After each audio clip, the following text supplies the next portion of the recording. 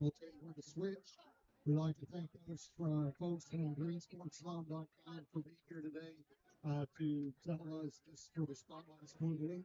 If you would like to check out our Facebook, go to Green with an E Sports Sound, all lowercase, no spaces, and check them out. Listen to the broadcast on here. They'll be about each particular league and so forth. And don't forget we have the stock bar over here. And the ones that are in the stock bar, please. Thank you.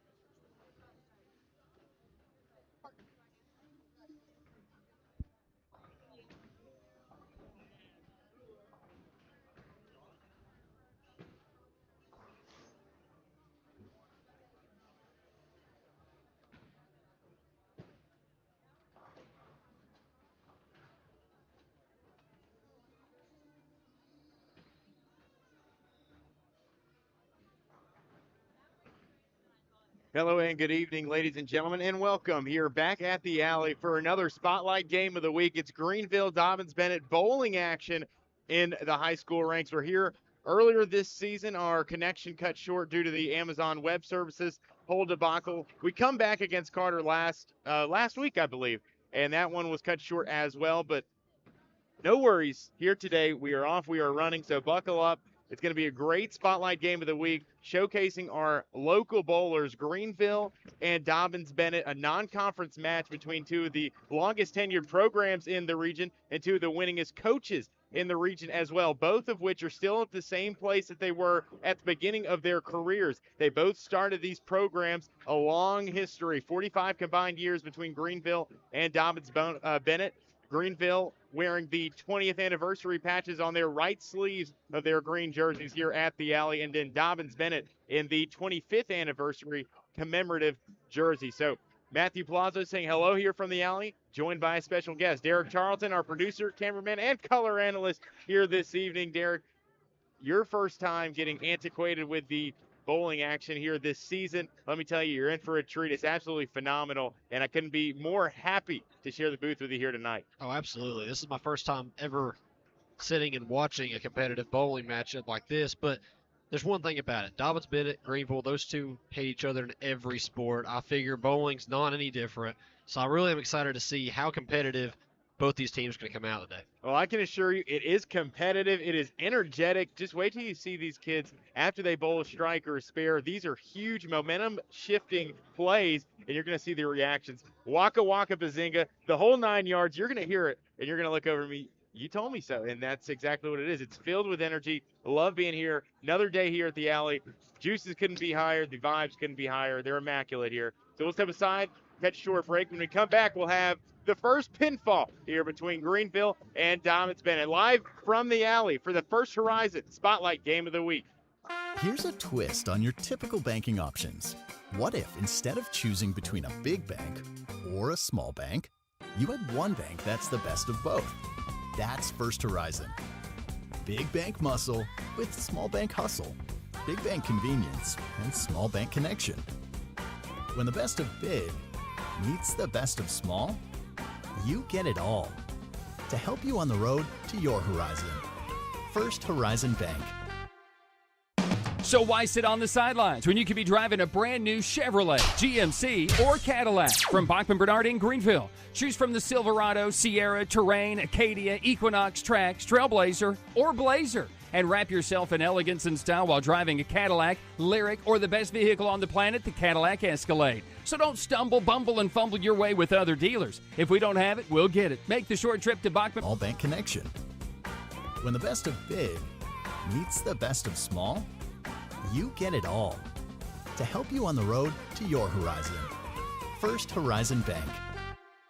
Tommy's Plumbing has been in business for 30 years, and we're still growing because we treat our customers like family. We are proud to do any job from kitchen faucet installation to a complete home repipe.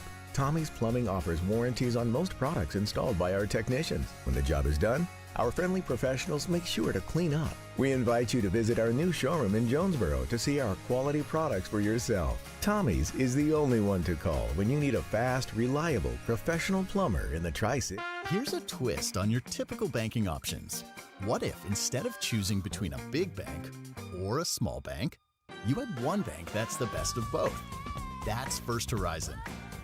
Big bank muscle with small bank hustle. Big bank convenience and small bank connection. When the best of big meets the best of small, you get it all. To help you on the road to your horizon. First Horizon Bank.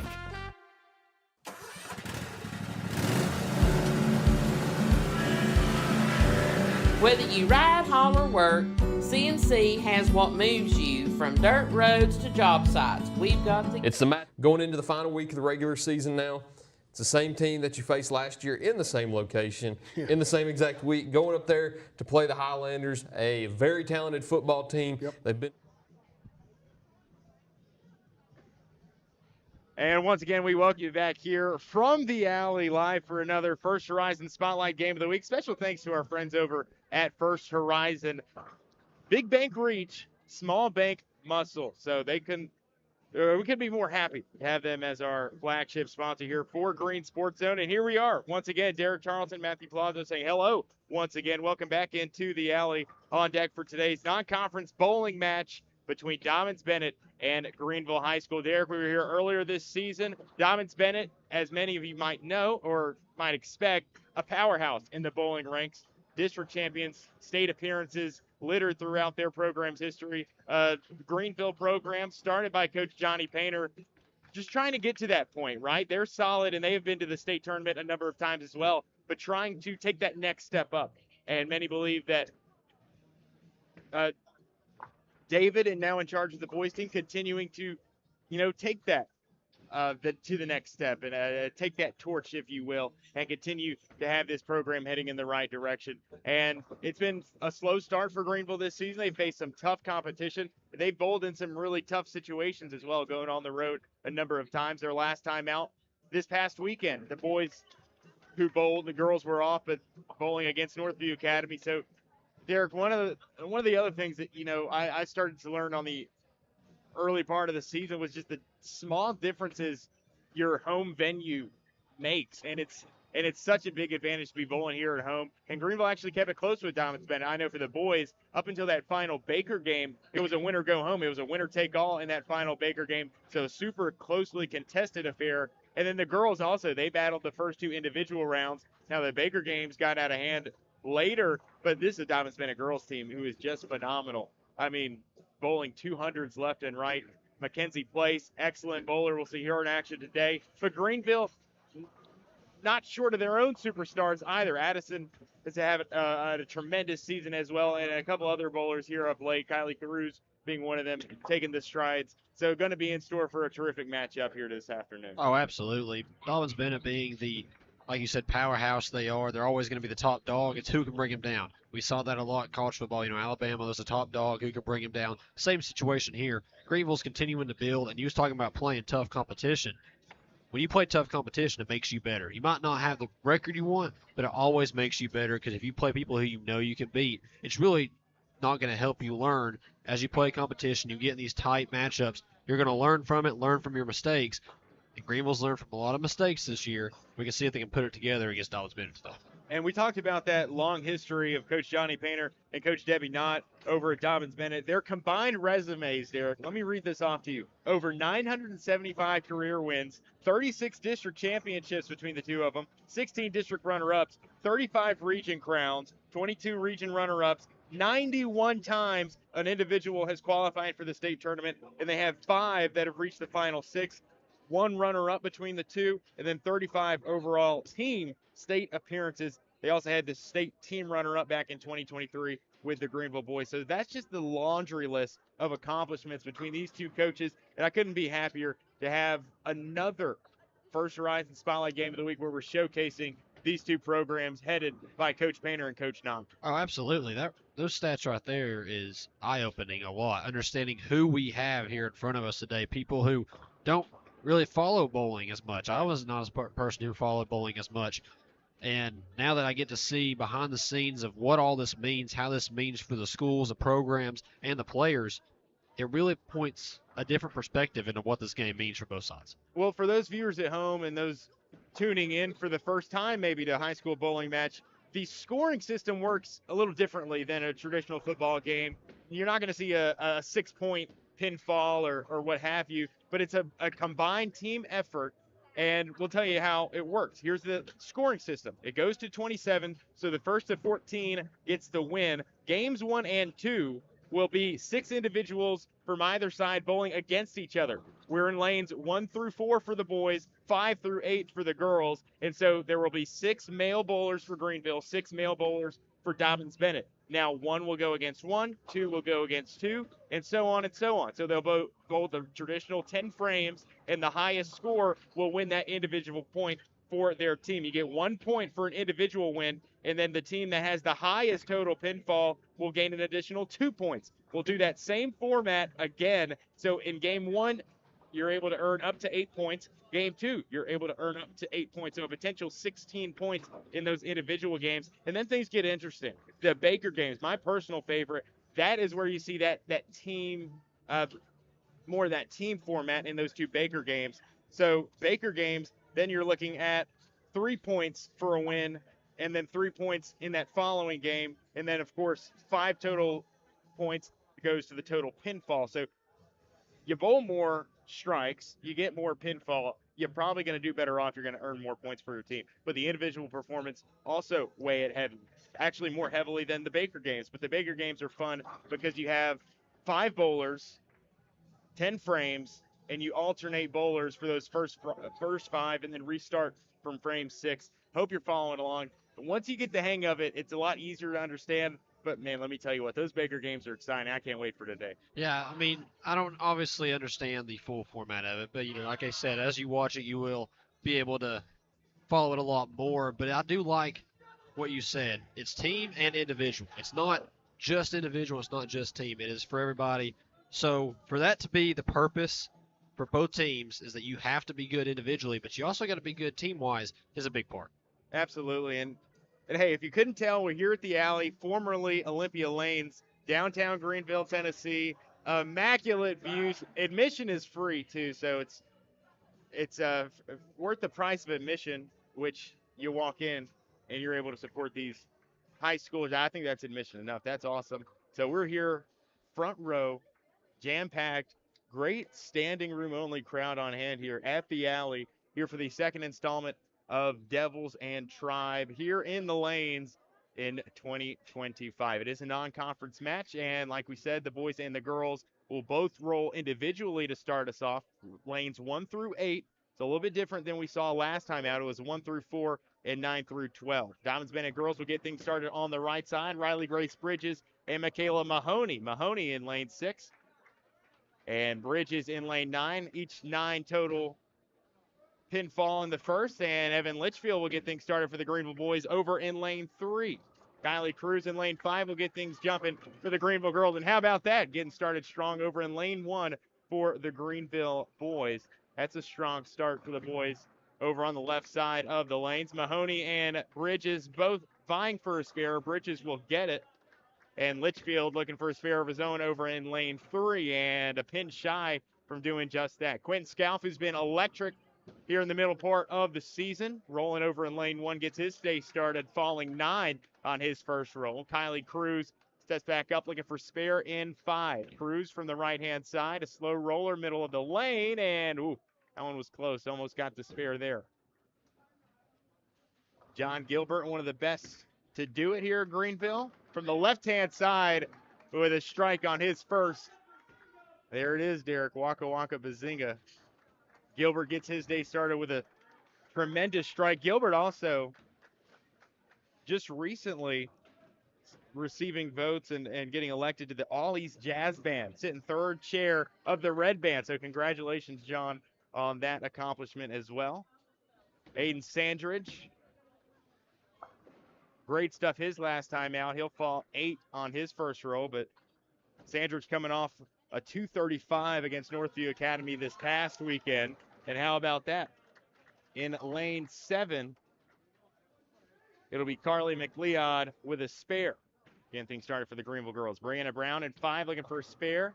And Sandridge rolls one down lane 3 and just misses a chance at spare over there. The starting lineups for today's game will start with the Greeneville boys in lanes 1 and 3.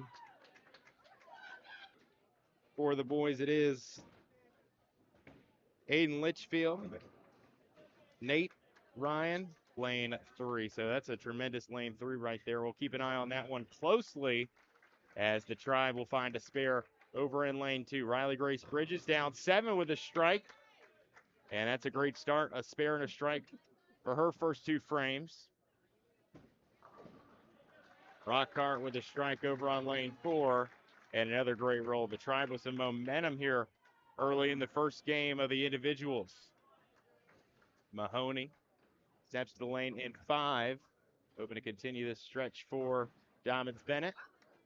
And Litchfield back up for a second frame. Hold the 9 in that first frame. The right hand toss and a pin shy from collecting a strike on his second frame. Kylie Cruz, an excellent roll, falls 9 on her first roll. And Jasmine Kesterson will find a spare over in lane 8. Another thing, Derek, it's interesting about Greeneville High School bowling, and I know it's the same with Chucky Doak's bowling program. They co-op with a few other schools around the area. With Greeneville, they co-op with West Green. So some Buffaloes able to get on the Greeneville High School bowling team, and although their school isn't able to field a team, able to bowl nonetheless, as Cruz picks up a strike in lane 6, and Evan Litchfield picked one up just a bit earlier over on lane 4. Both teams coming out with a lot of energy early in this. They're keeping a lot of momentum up, a lot of strikes and a lot of spares. That's what you want in bowling. Absolutely. It's all about momentum. And when we get to those Baker games, you're going to see is John Gilbert finds 9 on his first roll. Excellent stuff from the third chair in the red band of the All East Jazz Band. Gilbert, excellent last time out, a 159 and a 185, his last roll. Excellent hospitality here at the Alley, too. Got some coffee, got some concessions. Free of admission, I tell you what. You got to come down here and take a look at some of these games. We'll get into the remainder of their schedule as we go along today, but it is really exceptional. They've really done a fantastic job here at the Alley, newly renovated. So if Greeneville High School's not bowling here, and you got the Alley open, bring the family, bring the girlfriend, the wife, the kids. Fantastic spot. Bring them all at one time. Bring them all at one time. Bring the co-workers.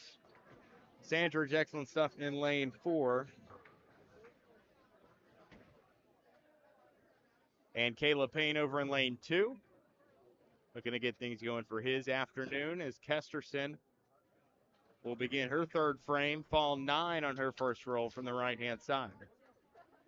So a lot going on at once. It does help, though, Derek, having the lanes condensed from 1 through 8. When we had those middle lanes open, we were just going back and forth between the two sides, and that got really jumbled up, as you might expect.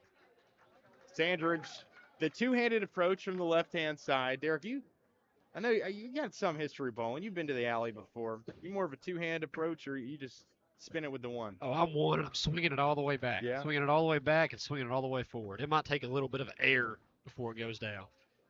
One of my favorite things about the new renovations here, the TV screens at the top of your screen, giving live updates of the score here today. You can also see the velocity of the ball, which is really cool. Last time, the Battle of the Green, we saw Carter hitting some 20s really routinely. It was pretty special. And we see the 15-mile-an-hour roll from Andrew take down a couple. He'll have a tough stack there with the 2 and the 8 pin. As we get back to the action here, live from the Alley. So we'll get you updated with the scores, and that's another thing, too. after that first round, we'll kind of see which individuals rolled higher than their opposition as Litchfield fires in a striking roll over there on the third lane with one remaining. So chance at spare for Litchfield. Noah in lane 1 right down Broadway. Able to knock down 8 his first go around. He'll have that 9 and 6 pin remaining. Addison Phillips, who we haven't talked about much here in our broadcast today, in lane 7. Nice roll her first time around. We'll have 3. That's a tough one. That 1, 2, and 4 pin remains standing. Phillips garnering some interest from some collegiate bowling programs as well entering the season.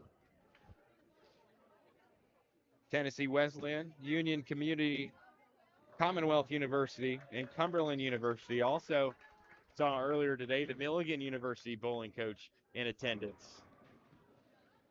That's when you got to come out for your best when you have these college scouts out here.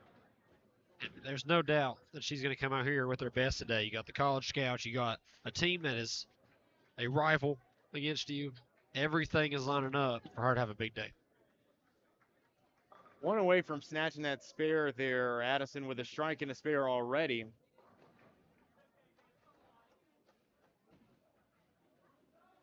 A 46 through 3 frame. Jasmine Kesterson, 2 spares, will begin her 4th frame over on the right side, knocking down 8 in her first effort. Lilia Sofa, who's had a fantastic season as of late, has really blossomed in the Greeneville girls bowling program.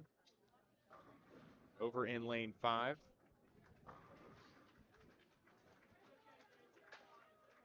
Tough split here for Kylie in lane 6. That dreaded 7-10 split, and she'll just knock down the 7 and live with it. Hey, how about Aiden Sandridge over on lane 3? The strike. That's his second here in the first round of the individuals. Evan Litchfield over on lane 4. 3 spares already. He'll be vying for a 4th after putting away 8 on his first roll. Tough split here. It's going to be the 8 and the 5. I think he can do it. Evan, one of the best at Greeneville, has rolled out there this season. That's a really formidable lane there with Evan Litchfield, John Gilbert, and Aiden Sandridge. So here's Evan Litchfield in lane 4. 2 away from grabbing his 4th spare of the match. That's money.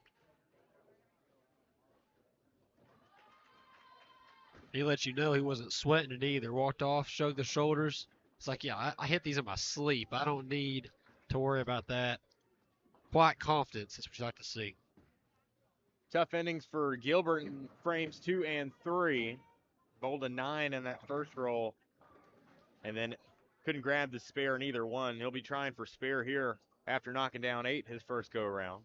Kylie Cruz will look to grab a spare over in lane 6. And an excellent roll. And Cruz will have her 3rd spare of the first round. Gilbert looking to do the same over in 4, and man, that's a tough break. You knock that head pin out of the way, and that second one, just like hiding behind it, just refuses to go down.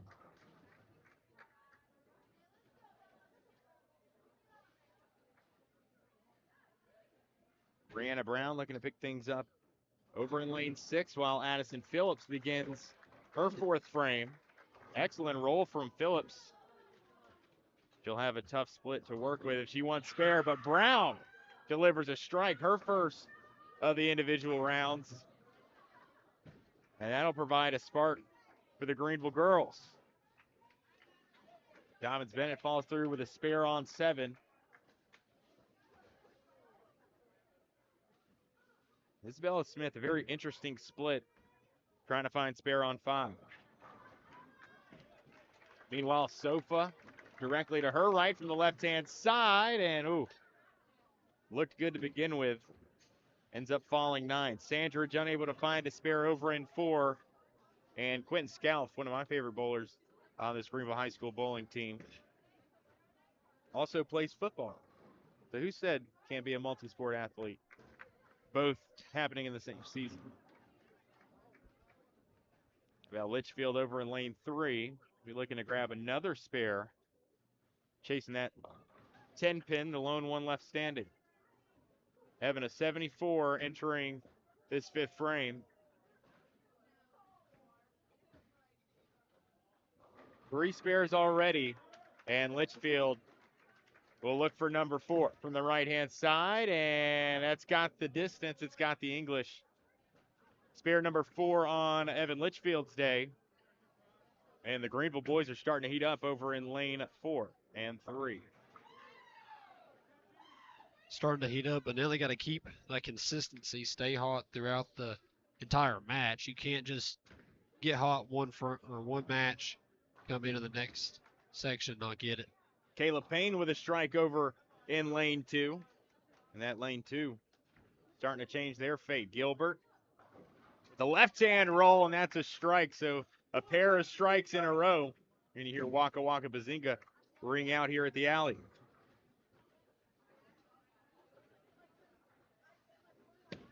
And we move over to Mahoney in 6. Oh, man. Oh, my goodness. That is a tough split. The 1, 7, and 10. The Bermuda Triangle is what I'm going to dub it. That is near impossible. Kylie Cruz and Kesterson roll in unison. And they both get spares. Kylie with her third straight. 8 that falls for her. Sandridge picks up the spare over on 3. And Litchfield will step up to lane 4.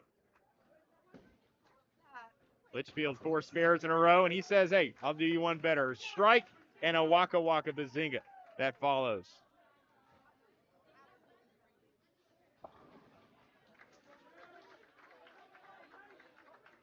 We need to figure out that history off the Waka Waka Bazinga. We do. And we haven't seen Addison Phillips roll one, but she'll fire one up there too, as Gilbert finds 7 on his first roll. Addison Phillips. Maybe she can find it. No, it'll be 9 instead. And we were close to hearing that once again. Gilbert from the left-hand side will find a spare and will follow his strike up nicely. Mackenzie Place, who's got 2 strikes and 2 spares through 4 frames, will knock down 7 her first roll. Phillips won't be able to find a spare in 7. Brianna Brown tackles 8, following her strike. And Aiden Sandridge coming off of his spare with a left-handed roll that leaves 1 standing.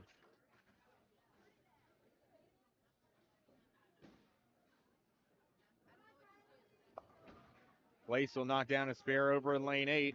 And I'm telling you, that duo of Riley Grace Bridges and Mackenzie Place are dangerous in back-to-back lanes. Left-handed roll from Riley Grace Bridges. And it'll tag 8. How about that spare from Brianna Brown? That's a really tough split, but knocks down both in succession. Read it perfectly.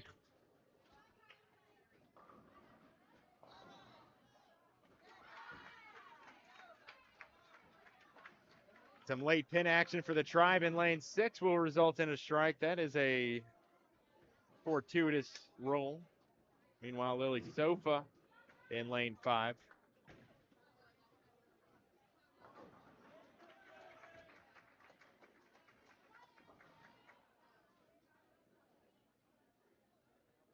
So we're midway through the first round of our individual games. And if you're just now joining us, it is 6 bowlers pitted against each other. And the individual with the highest score will receive a point for their respective teams. And the team with the highest total pinfall in that round will gain 2 additional points. There is a scenario in which you do tie. If you have 3 bowlers tie against each other and your pinfall is the same, then it's 4-4 heading into that second individual round. We saw that against Carter, I believe, 2 weeks ago.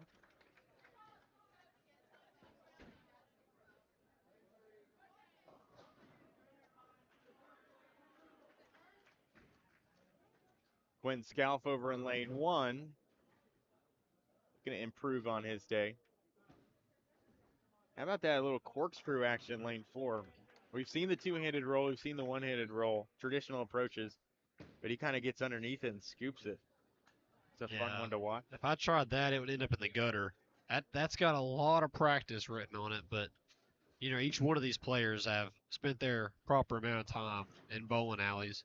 That's what you got to do if you want to get really good at a sport. And right now we got two really good teams going head-to-head here.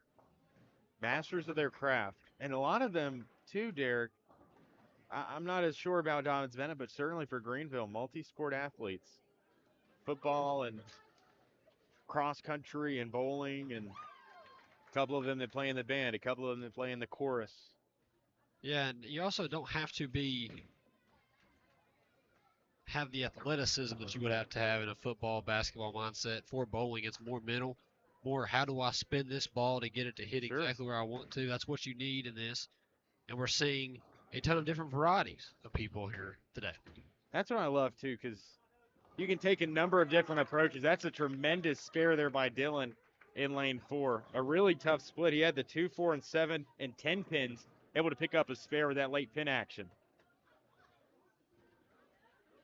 You can come at it with such different approaches. It's really a beautiful thing to watch. Kind of like in baseball, you got your different arm angles. So is the case here at the alley. Addison Phillips will look to pick up a spare over in lane 8 as we move to our right. Straight down Broadway, that's money. Addison has really picked it up as of late. After opening up this individual round with a strike and some late pin action, benefits Evan Litchfield as Waka Waka Bazinga rings out here at the alley. Another strike for him. And that 1-2 punch with Evan and John back-to-back, that is a really dangerous duo. Evan, his second consecutive strike. Evan's been on a little bit of a hot roll here, so to speak, bowling alley reference there. Absolutely. But he's really come out here and been able to compete very well, being able to hit these. He's hit multiple strikes, multiple spares. He's really come out here and put out his best effort today. And John Gilbert will fall 9 on his first roll. He'll have that 9 pin standing, but how about Litchfield? 4 spares and 2 strikes on his last 6 frames. You're talking about getting off to a hot start and rolling right now. You'd be absolutely correct. Scalf has been so close a number of times here today. He just misses out on spare over on lane 2. But very close to a breakthrough. Brianna Brown. And some late pins will fall. A strike for Brown in lane 6. Kesterson going to ride the hot hand and just misses out on a spare over in 7. Heading to the later frames over on the left side, the boys action. And Evan Litchfield riding that hot hand. It's a turkey. 3 straight strikes for Evan Litchfield.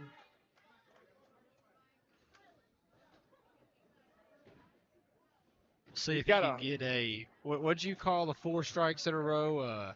Ham bone. Ham bone. We see if he gets a ham bone here. But that's nothing to doubt about. I know playing soccer, if you got 3 goals, it's a hat trick. It's a big deal. 3 strikes back-to-back is a big deal as well. John Gilbert is coming off 2 consecutive spares. They'll have a chance at another. That's another bowler here today who's just had tough luck. You'll have 1 pin remaining, looking for a spare over in lane 4.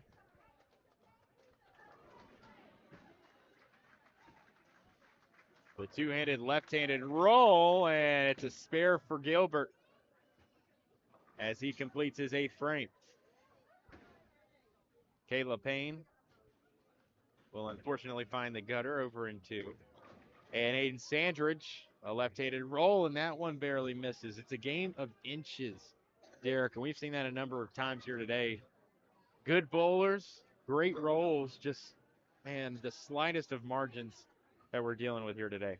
Makes you want to really just stomp the floor and try to get these pins to fall over. But just like in any sport, you have rough times when you're playing your best ball. it just doesn't go your way. And some of these bowlers, it's happening, but other ones, it's not. But luckily, it's still early. They can still find their rhythm. Addison Phillips, a nice spare in lane 7, her second in a row. Brianna Brown, 1 pin left standing in lane 5, looking to pick up the spare, and just pulled it slightly to the left.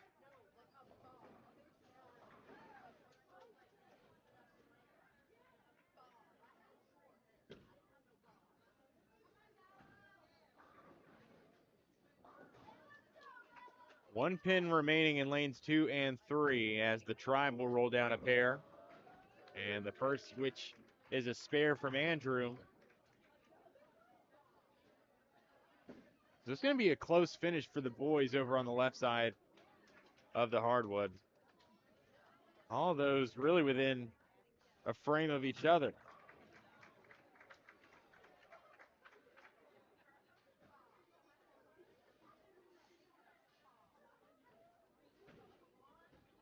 Riley Grace Bridges looking for a spare in lane 7 and will knock one down with ease. You talk about emotion. Bridges with no emotion on the walk back. It's strictly business here today. Yeah, I mean, it's like another day at the office. Yeah. You know, if I didn't get a spare, then that's a bad day. I want to be able to get a spare, even a strike. That's the kind of confidence you like to see, though, especially from a Dobyns-Bennett team that's talked so highly of. You like to see that emotion. How about the spare from Sofa in lane 5? Those Dobyns-Bennett girls, I'm telling you, Grace Bridges and Place, they each rolled 200s their last time they were here. 2 excellent bowlers in our region. We'll be vying for that state qualifier this coming weekend.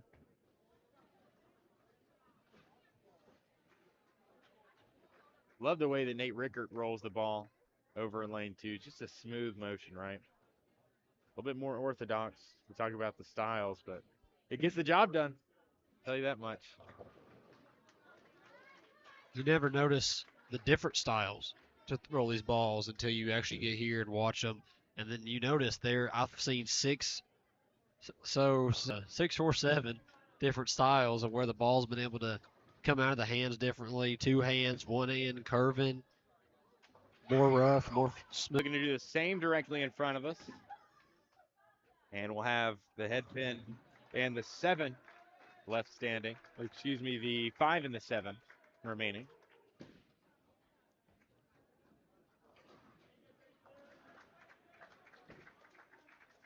Mackenzie Place rolls one down lane 7. And we'll pick up 9 on her first roll. Kylie Cruz, a tough split here for spare on 6.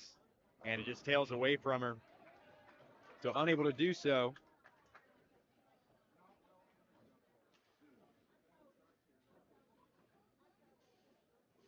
Evan Litchfield up on lane 3, and this is a pivotal part of the match so far.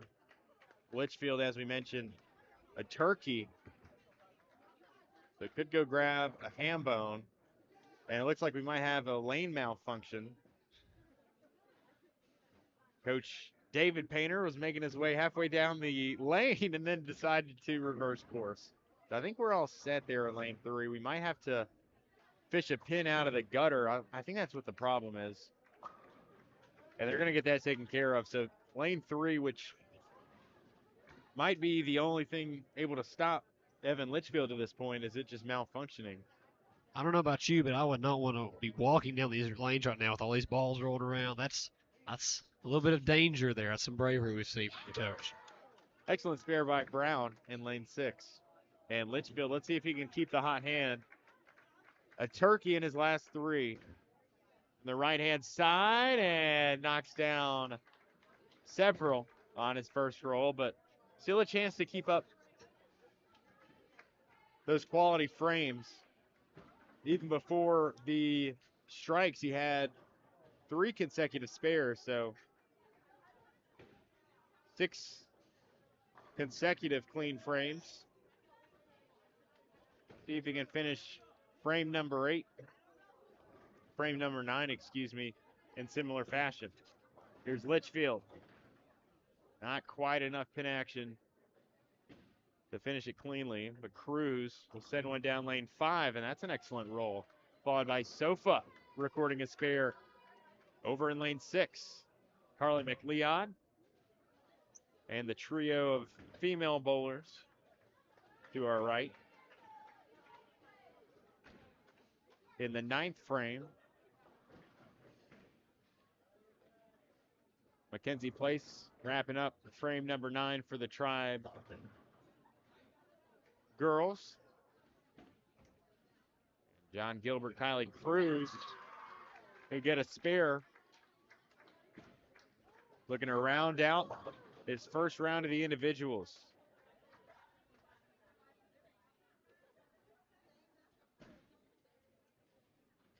Kayla Payne, that corkscrew approach, and able to pick up a spare over in lane 2. John Gilbert looking to do the same in 3, and man, just missed it to the left ever so slightly.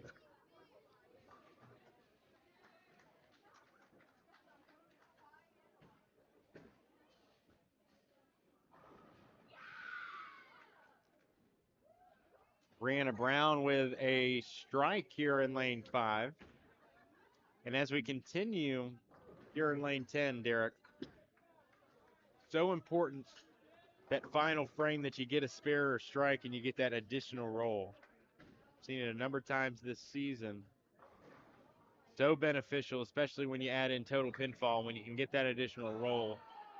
And hey, how about that? Aiden Sandridge, the latest of pin actions. A wobbler in the middle eventually falls in lane 3 to give Sandridge the strike. Yeah, going back to what you said about getting that extra chance. If you have an extra chance, you're going to score more points. And that's exactly what they want to be able to do. They want to be able to control the game and also have one extra opportunity to kind of get their position fully set. How about the day that Evan Litchfield is having? 4 strikes in his last 5 frames, the most recent of which to start off his 10th frame. He'll have at least 2 more rolls looking to add to his team's total. Evan, a 177 after that strike. And will only add more in the following 2. It's a really brilliant day we've seen so far throughout this first match that Evan's had. Here's Litchfield looking to finish up the first of the individual matches. Off to the right side, so not bad. 8 following his strike.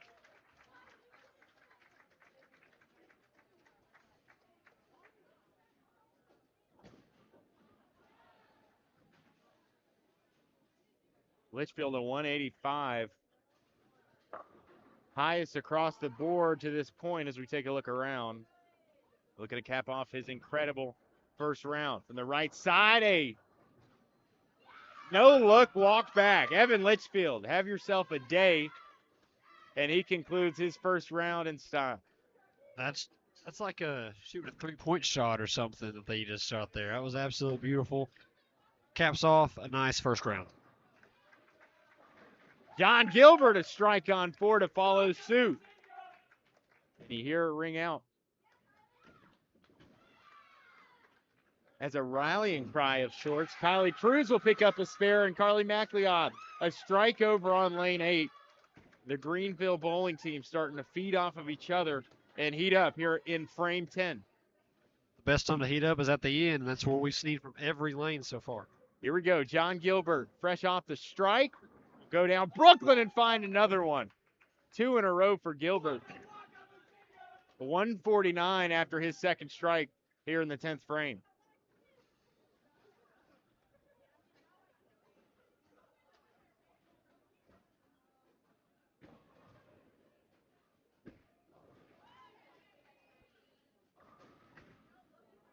Two strikes for John. Looking for a turkey here. And that would provide, you talk about a boost for the Greeneville boys here in the 10th frame. That lane 3 has had an incredible day. Now in lane 4, John Gilbert. Left-hand side, and it's a gutter ball. Not how you want to end per se, but those 2 strikes going to prove very beneficial when the final scores come around. Absolutely. That's why they give you the extra little bit of time, so that way you can have the opportunity to get it, and he come out when it mattered most and delivered. And that is very difficult, too, because you're up against Dylan Brooks directly beside you. And Brooks has a 165, so I'm not sure if that strike in that third roll would have put him over Brooks. We'll see here on Brooks' last roll. And he won't pick up a spare, so it very much could have made things interesting. Noah Bernard, one of my favorite rollers, over in lane 2. Ball 7. The girls just a couple rollers left. Lily Sofa here in lane 6 and Mackenzie Place over in lane 7. The boys with 2 final rolls over to our left. In the final frame of action here in the first of our individual matches.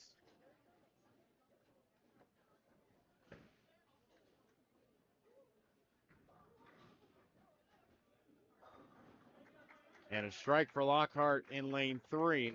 And Dobyns-Bennett will take the momentum over on the left side. Sandridge, a chance to improve his total. And a late cut across the lane.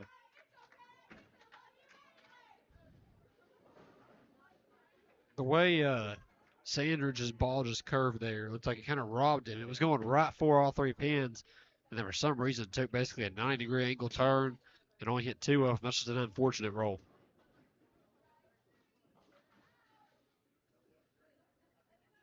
That's a great roll by Kylie in lane 5. She finishes with a 184. It'll be the highest score for the girls' side of things. 5, 6 strikes here in the first round. And Lockhart with a turkey over in lane 3. He's looking to jump above 200 with a good outing here in the final roll.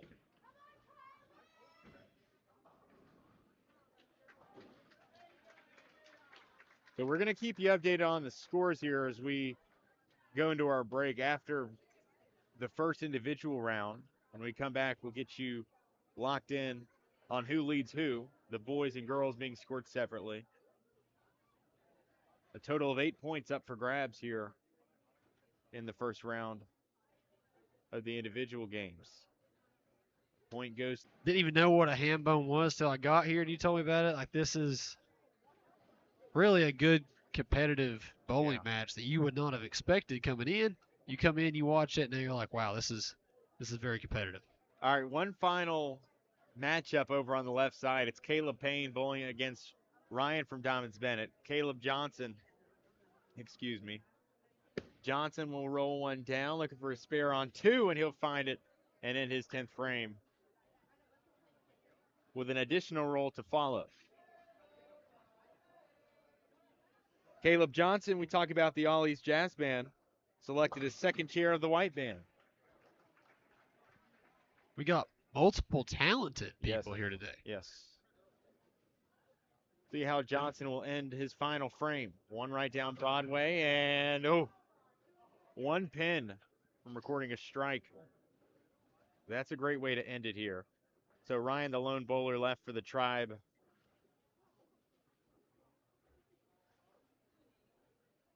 And he will wrap things up over on lane 1. Really like Ryan, his approach. We talk about the traditional rolls. Ryan, so smooth with it. Before we get to see him, we'll have to see Nate to wrap up his 10th frame. From the left-hand side, Nate Lockhart. Excellent name. Will finish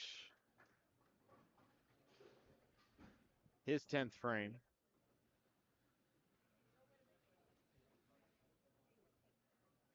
And Dobyns-Bennett will wrap things up over in lane 1. Ryan, a 161 entering the 10th frame, coming off of a spare and 3 of his last 4 being strikes. You can hear a pin drop here at the alley. Very pivotal role here from Barrett. Came in from the left, falls 6. And he'll have a tough split here with the 1, 3, 6, and 7 pins remaining. It really helps you understand how important this role is, especially for both teams. It's really quiet. Everyone's focused on this sole last bowler. Yep. Very pivotal moment.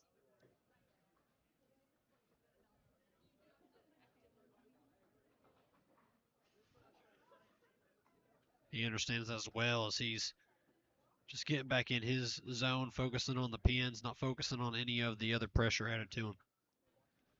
Here we go, Ryan in lane 1 looking to round it out and unable to grab spare, and that will conclude our first individual rounds. We'll take a break. We'll have our scores when we come back. It's Greeneville and Dobyns-Bennett High School Bowling for our First Horizon Spotlight Game of the Week. Here's a twist on your typical banking options.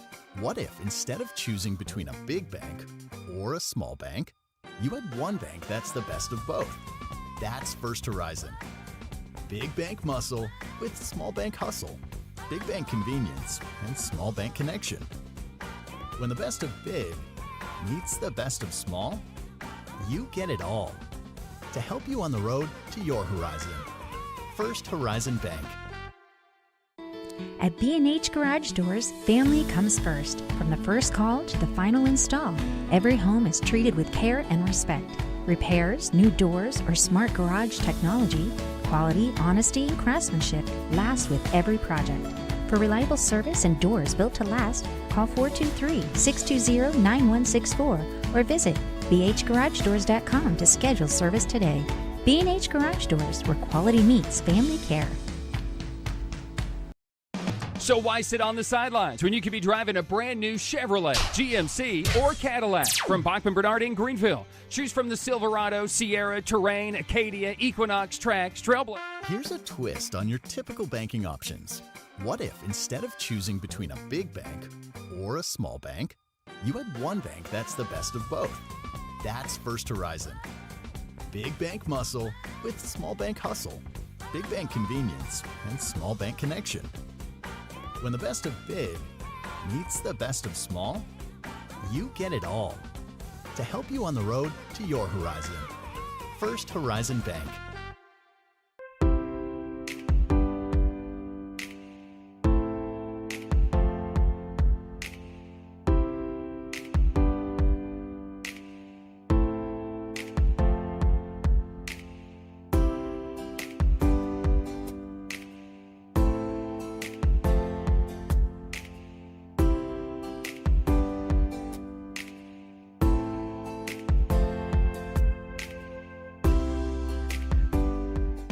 So why sit on the sidelines when you could be driving a brand new... Here's a twist on your typical banking options. What if instead of choosing between a big bank or a small bank, you had one bank that's the best of both? That's First Horizon. Big bank muscle with small bank hustle. Big bank convenience and small bank connection. When the best of big meets the best of small, you get it all. To help you on the road to your horizon. First Horizon Bank. My dad was born here in 1933. The Terry family has been around East Tennessee since that time, almost 100 years now. Over the past 25 years of my career, I've had the opportunity to represent East Tennesseans all over the country. When we say, let our family help your family, we mean that. That is something we live by here at the Terry Law Firm. You have my word that we will represent your family just like you're part of our family.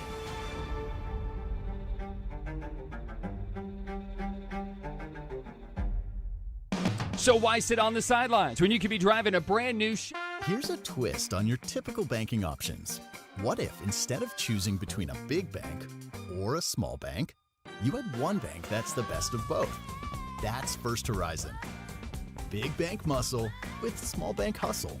Big bank convenience and small bank connection. When the best of big meets the best of small, you get it all. To help you on the road to your horizon. First Horizon Bank. In Greeneville, we blend beauty with Southern charm. From sharp cuts to flawless color and perfect extensions, we make dream hair real. As milkshake experts, we deliver exclusive treatments, glosses, and pro product advice. Finish your look with nails and waxing done with care. Relax and recharge with our signature Japanese head spa. Come experience the Main Brand difference. At the Main Brand Hair Company, we wrangle your tangles! And we welcome you back here live from the alley. Our First Horizon Spotlight Game of the Week, Greeneville Dobyns-Bennett High School bowling action.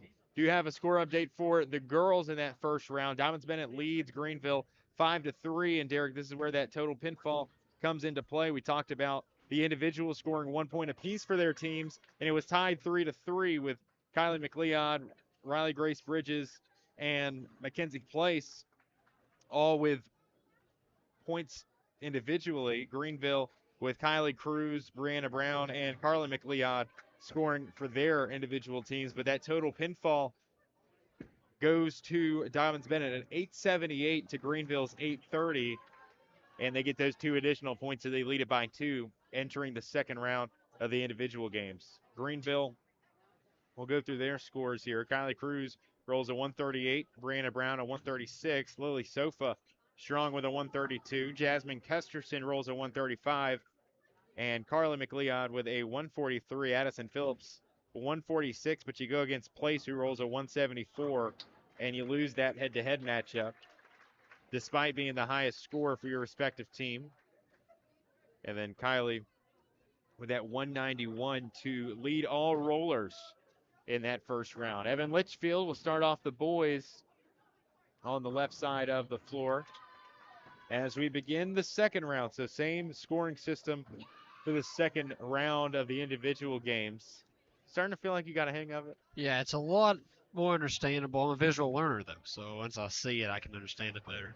But going off those scores you just read, both teams come out here to compete early. You could tell that. And I don't expect anything less. Both teams are just warming up, trying to get hot in that first round. Second round, now they're here. They're trying to continue to get a little bit more hot. Both teams are still very much in this. Yes, and it just goes to show you how pivotal each frame is, right? Greeneville falls behind 7-1 after their first game. The girls trail 5-3, and the boys will have a hefty. Your bank account will go out quick if that happens, so you better be careful on that end. We'll go see our friends over there. They take care of us. Let them take care of you. So let's begin this second round of the individuals as we begin frame number 1. Derek, I'm just excited to get to these Baker games so you can witness that firsthand. The electricity that comes with them. Top bowlers for the Greeneville boys. It was Evan Litchfield rolling that 187. He was the only bowler that scored and won his head-to-head. Close behind was John Gilbert with that 149. Noah Stahlman rolls a 134. Aiden Sandridge a 136, but a strong performance from the Dobyns-Bennett boys. And Grayson Lockhart roll a 203. Aiden and Andrew with a 146 and 151. 165 for Dylan for Dobyns-Bennett. As they also got the 2 additional points for the total pinfall bonus points and lead at 7-1 over Greeneville. So girls, much more manageable deficit, just 2. And the Greeneville boys, you're looking to come back from down 6. But we've seen them do it before. And Coach David Painter informed me beforehand, they bowled in those lanes 1 through 4 only once this season, and they are 1-0 when doing so. They're typically bowling over on the right side in lanes 9 through 12, but switching it up here today, maybe they can get back to that mojo. Evan Litchfield certainly is, with 2 straight spares to open up his second game. Yeah, that whole group right there for the Green Devils with Evan Litchfield and John Gilbert, those both right there are both very skilled bowlers, and they do it in different ways. John has a different release point, looks like, than Evan does, just from what I've been able to see. But for the Greeneville girls side of things, you're still completely in this game. Oh, yeah. Completely in the race. Just a couple of pins fall here and there. You won that first round. For the boys, same way, but you're going to have to be able to get a lot more spares and strikes to be able to come back in that deficit. Well, it's going to take a lot. Caleb Payne with a spare. John Gilbert will follow up in lane 3. Gilbert opened up his round with a strike in the first frame. And again, bowling head-to-head with Dylan Brooks, who bowled at 200 plus, and Addison Phillips over on lane 7. A strike in the Waka Waka Bazinga that follows. So excellent start for Addison Phillips. They just got paired up against a really tough opponent in that first head-to-head. John Gilbert looking for spare in lane 3. A tough split, but it doesn't matter. Gilbert will follow his first frame strike up with a spare in frame 2. Great start for the boys over on the left. Great start for the girls as well on the right. Carly McLeod and Addison. That 2 and 3 hole is what I'm going to call it. And then Jasmine Custerson also a spare through 2 frames. She'll start third. The slow rolling righty looking to find Brooklyn. And Kylie, our highest score from round 1 here in lane 6. Kylie Cruz, also good outing from her. Yeah, it's been a good outing for everybody here on this bowling team. There's not been a bowler that has kind of, drug the bottom of the boat. Everyone's been very consistent, staying in the same boat. It was just the reason that we angled so much on Evan at that point was because he hit those spares and strikes 6 consecutive. So, those are the things that you watch out for. But so far throughout this whole night, each bowler has come out here and performed very well. Strike from Quentin Scalf and Evan Litchfield. All the momentum here with a couple of spares thus far. And we'll have at 5 pin left standing between him and a spare. Carly McLeod over in lane 8. And love the new view that we got set up with here at the alley. Tuning in, newly renovated, formerly Olympia Lanes. Evan Litchfield, another spare, 3 straight spares, able to tack on to his total. But hey, come down here at the alley. Bring the friends, bring the family. Saw some old friends in here the last time we were here. Bring the boys. Boys night out, girls night out. It's a great spot here in downtown Greeneville. Newly renovated, new electric screens at the top of your screen. You keep up with your scores. Great concession stand and arcade as well. They take care of us. Great hospitality as well. Our 3rd time here this season. But just have enjoyed our visits each and every time. And if you're worried about buying for a bowling game, that takes the time off and you want to go to the concessions, you don't want to sit there and wait, they bring it to you. So you don't even have to sit there and wait. You go order and say, yeah, I'm on this alley, and they'll bring it right out to you. It's tremendous. It really is. We were firsthand experiencing that. Yeah. I got a coffee. Derek got some fries, Dr. Enough. On point fries, too. They weren't just normal concession stand fries. They tasted just like a fast food fry. It was really good. The coffee was excellent, too. No cream, no sugar. It was just straight. Oh, you like it the black coffee style. You don't like nothing in it. I can do it both ways, but today I just needed to pick me up, That's right. Quentin Scal following his strike. Firing his second gutter ball of the afternoon. And Brianna Brown will roll one down the right side here in lane 6.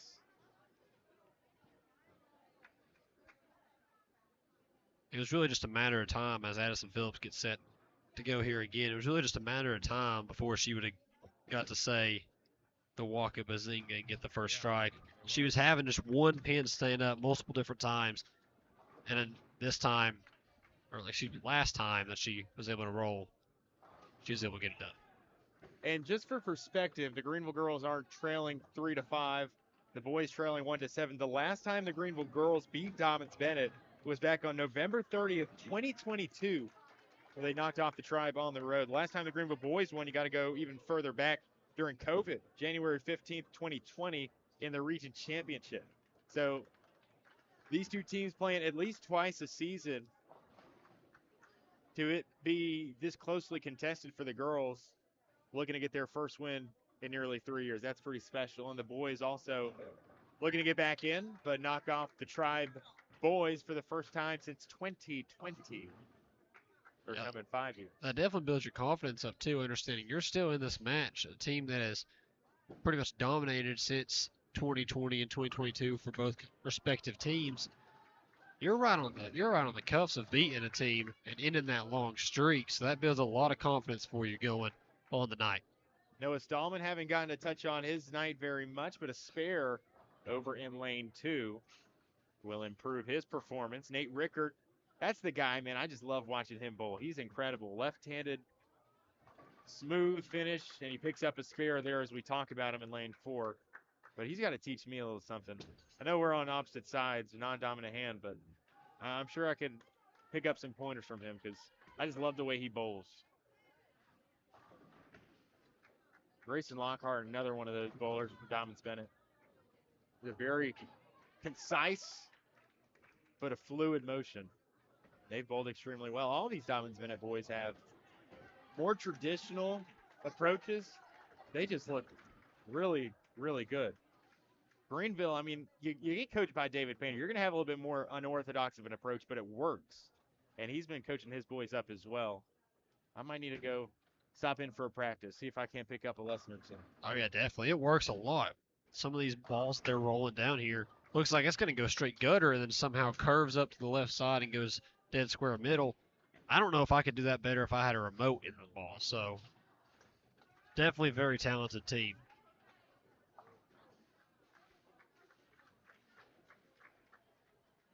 Bowling in lanes 1 through 8 here today. A little bit easier for your viewing purposes. Last 2 times we were here at the alley, fighting off difficulties with the stream as well. It was 2 opposite sides of the floor. Lanes 1 through 4 and lanes 9 through 12. But a little bit easier here to digest it all in lanes 1 through 8. Everything in the center of your vision with the boys in lanes 1 through 4, the girls in lanes 6. Or 5 through 8. It's a lot easier. Greeneville boys needing to pick it up on the left side. But Evan Litchfield has had a tremendous day. Looking to pick up his 4th spare in a row. 3 priors, got a 63 here late in the 4th frame. Litchfield on fire so far today, and a tough split, that 7-10 split, which is the hardest split in bowling. Unable to fall it. And his streak of consecutive spares will come to an end. Yeah, just an unfortunate delay, but still, cannot be disappointed with the 9 he's had so far. And he's only getting better. He's only getting harder. And that's what you want to see. You don't want to see a person come out at the beginning really hot and then cool down. You like to see that consistency, and he's being very consistent tonight. Waka Waka Bazinga rolls out to the left. John Gilbert, his 2nd strike here in the 2nd round. Factor in a spare. He's had an excellent outing thus far. Near 50 through 4 frames.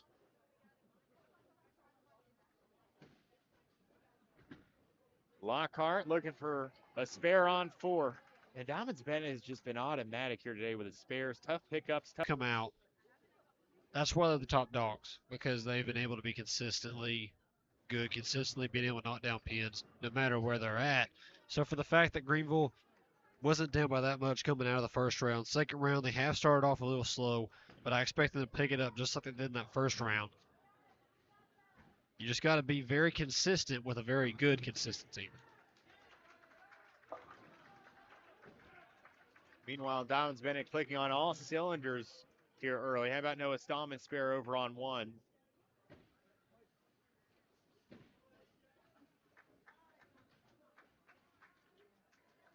Evan Litchfield, our highest roller from that 1st round, looking to pick up a spare, unable to do so for a 2nd straight time. But then again, you go back to what you were saying, you got to be consistent. You can have guys like John and have guys like Quentin step up for you and make up that total pinfall, even when you're not getting those strikes and those spares to fall. Here's Gilbert to begin his 5th frame, and despite some late pin action, unable to pick up the strike here. Would have been 2 in a row for Gilbert. Yeah, that's just a little bit frustrating it's frustrating to sit here watching it, seeing how that's just 1 pin. It was rocking. That's how it goes sometimes. You can't get it to fall. Kylie Cruz knocks down 9, her 1st roll in lane 6, and Gilbert looking for a spare on 4 from the left-hand side, and that one rides the side of the lane for just long enough, able to knock down that 7 pin and give Gilbert another spare. That's a big-time roll.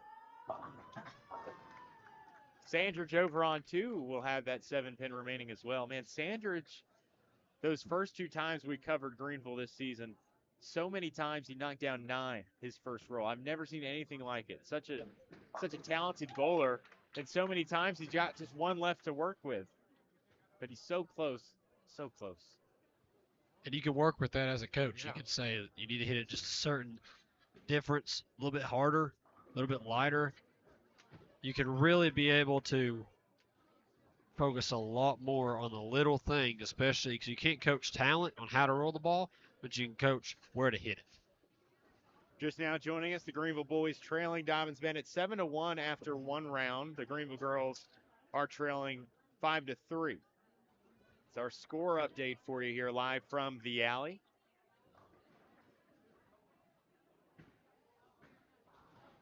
As we continue to just pin across the lanes here in 1 through 8. Jasmine Kesterson, right-handed rolling 7, will knock down 8 her first go-around. And a little peek ahead to the schedule and what's to come for the Greeneville bowling teams here in the month of November. They'll get a first chance on Saturday to qualify for the state tournament. It is an individual state qualifier this Saturday, beginning at 10 a.m. with the girls qualifier and 12:30 p.m. for the boys. So a big-time opportunity, and they'll be returning the favor with the home-and-home with Dobyns-Bennett the following Monday. They'll battle the Tribe in a second consecutive non-conference, but a week from today, they'll be up at Holiday Lanes against Chucky Doak at 4:15. A little bit of a inter-county rivalry between the Black Knights and the Green Devils. Chucky Doak, mind you, the team that won the region last season. Mr. Bowling, excuse me. You might have went to school with him. Gavin, did you go to school with Gavin? Yeah, he was there. He was there when I went to school, graduated. But, man, I got to tell you, for a kid who was named Mr. Bowling and everything, you wouldn't know it just talking to him. He never boasted it about it. Never was like, yeah, I'm Mr. Bowler, respect me. Yeah. You never would have noticed it. And it's a lot of character that you got there. But on the alley, I'm sure he could do a little bit of trash talking, saying, yeah, I got that, you didn't. Especially going against Greeneville, because Chucky Doak Greeneville's got that little rivalry of who's better. So I'm sure in the alleys you can talk a lot more, but outside you never heard it. Well, they did face off once earlier this season. Chucky Doak did get the better of Greeneville in that affair. But a chance to equalize it for Coach Painter and his squad this coming Wednesday, or a week from today, rather. Yeah, and definitely an in-county rival. You want to be able to answer back, say, all right, you beat us early, but we got better throughout the season. We're going to show you who's boss this time. That's what the Greeneville's going to come out to do against Chucky Doak. Brianna Brown in lane 5, a spare her last time. And we'll be looking to pick up another one as Evan Litchfield. Man, that would look great to start, but again, the Greeneville boys just not benefiting from that fortunate break thus far here in the second round. It'll be 9 for Evan Litchfield. Caleb Payne in lane 2 will pick up the spare. His second of the second round. And Evan Litchfield looking to pick up that spare on 3. Excellent finish. And it's another spare for Evan. His 4th of the match. Evan's really taking control of his game. Can't control how Dobyns-Bennett plays, can't control how your team plays, but he's saying, I'm taking the control of my game, being consistent with it. That's exactly what he's doing. John Gilbert a strike on lane 3, and that's a second consecutive strike. Gilbert a fantastic round here through 5 frames. 89 after that strike in the 6th.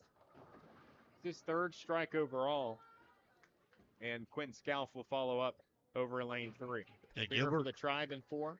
Gilbert started off slower as the game for the first round, come out though the second round just being on fire, controlling the tempo, really just got out of his own head, started playing his game, and it's showing now.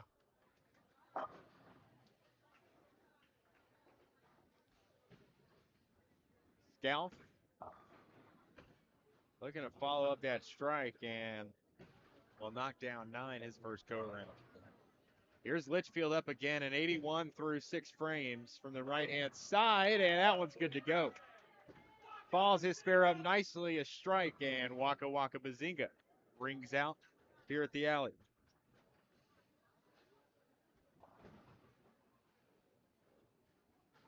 You need to discover the origins of that celebration. You're right.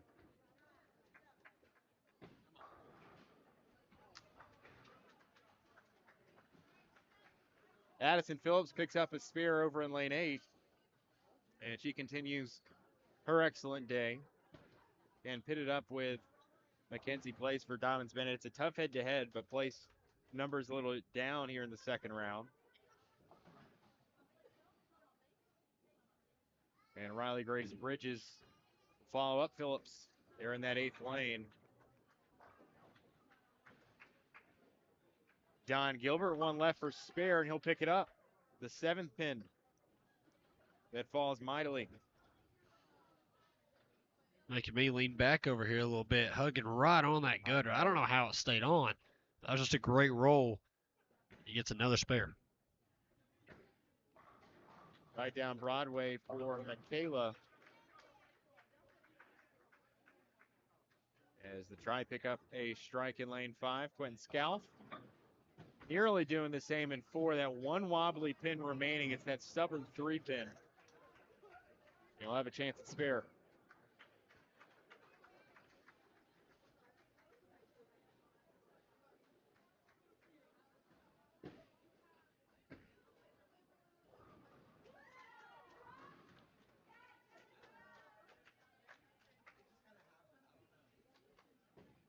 Scalf looking for a spare on 4 and will just nick that 3 pin enough to pick up the spare. Kylie Cruz, one left standing, the 10 pin on the right side, and hit that one right on the money to pick up a spare and start off her 7th frame.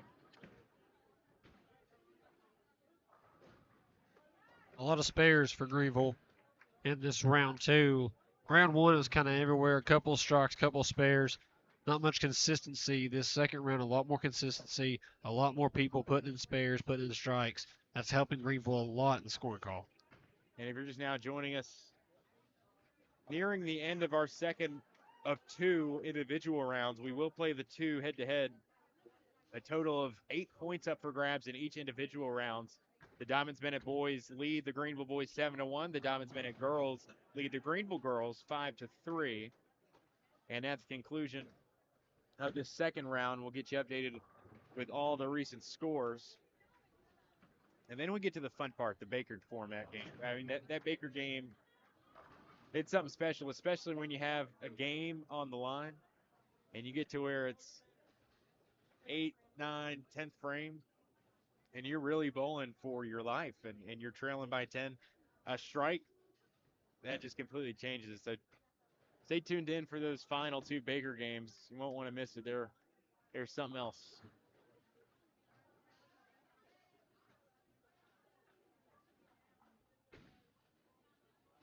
Kylie Cruz in lane 5. The right-hand roll, and tough one. Phillips, tough split on 7, unable to pick up a spare.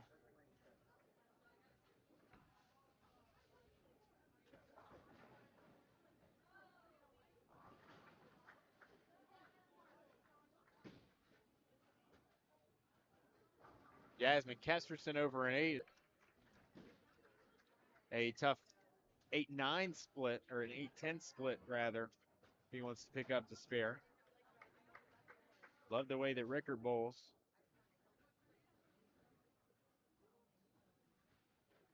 Meanwhile, Sofa on lane 6. Tough stack of pins if she wants to pick up spare, and will knock down 1.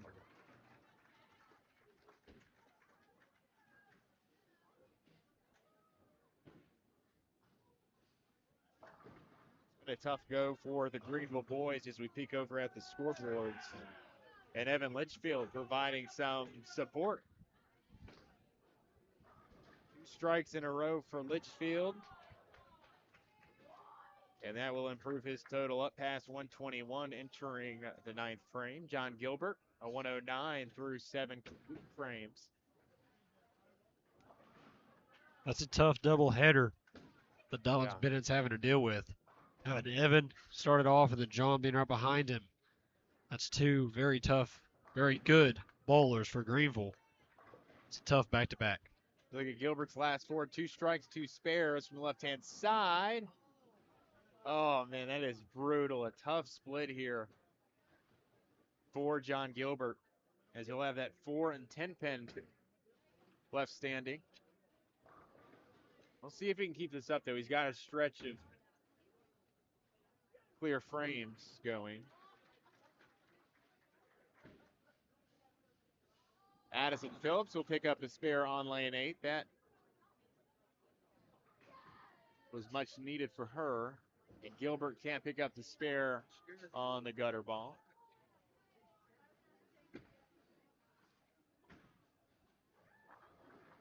The Greeneville girls, Derek, they're going to be in it regardless if they lose 8-0 here in the second individual round. Now, the Greeneville boys, if they fall 7-1 again, would lose because it is the first of 14, best of 27, if you will. So you reach 14, you get the victory.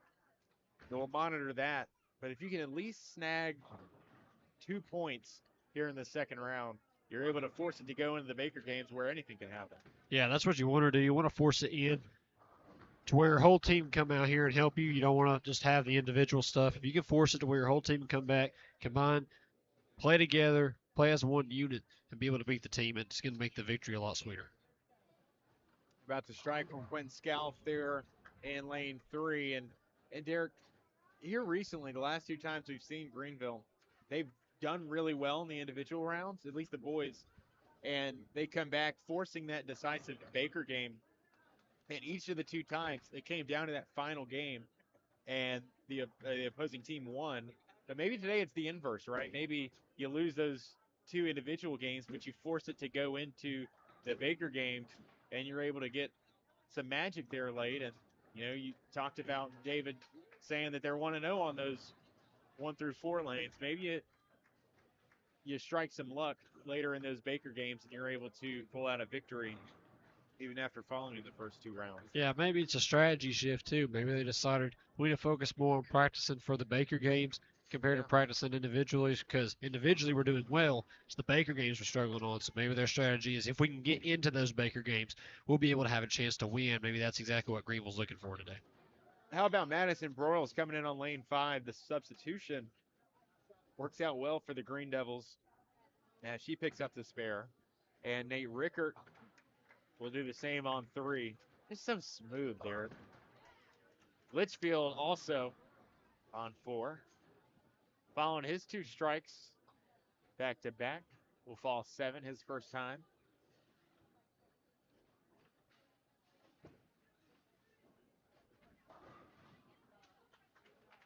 Evan, the highest score for the Greeneville boys here in the second individual round.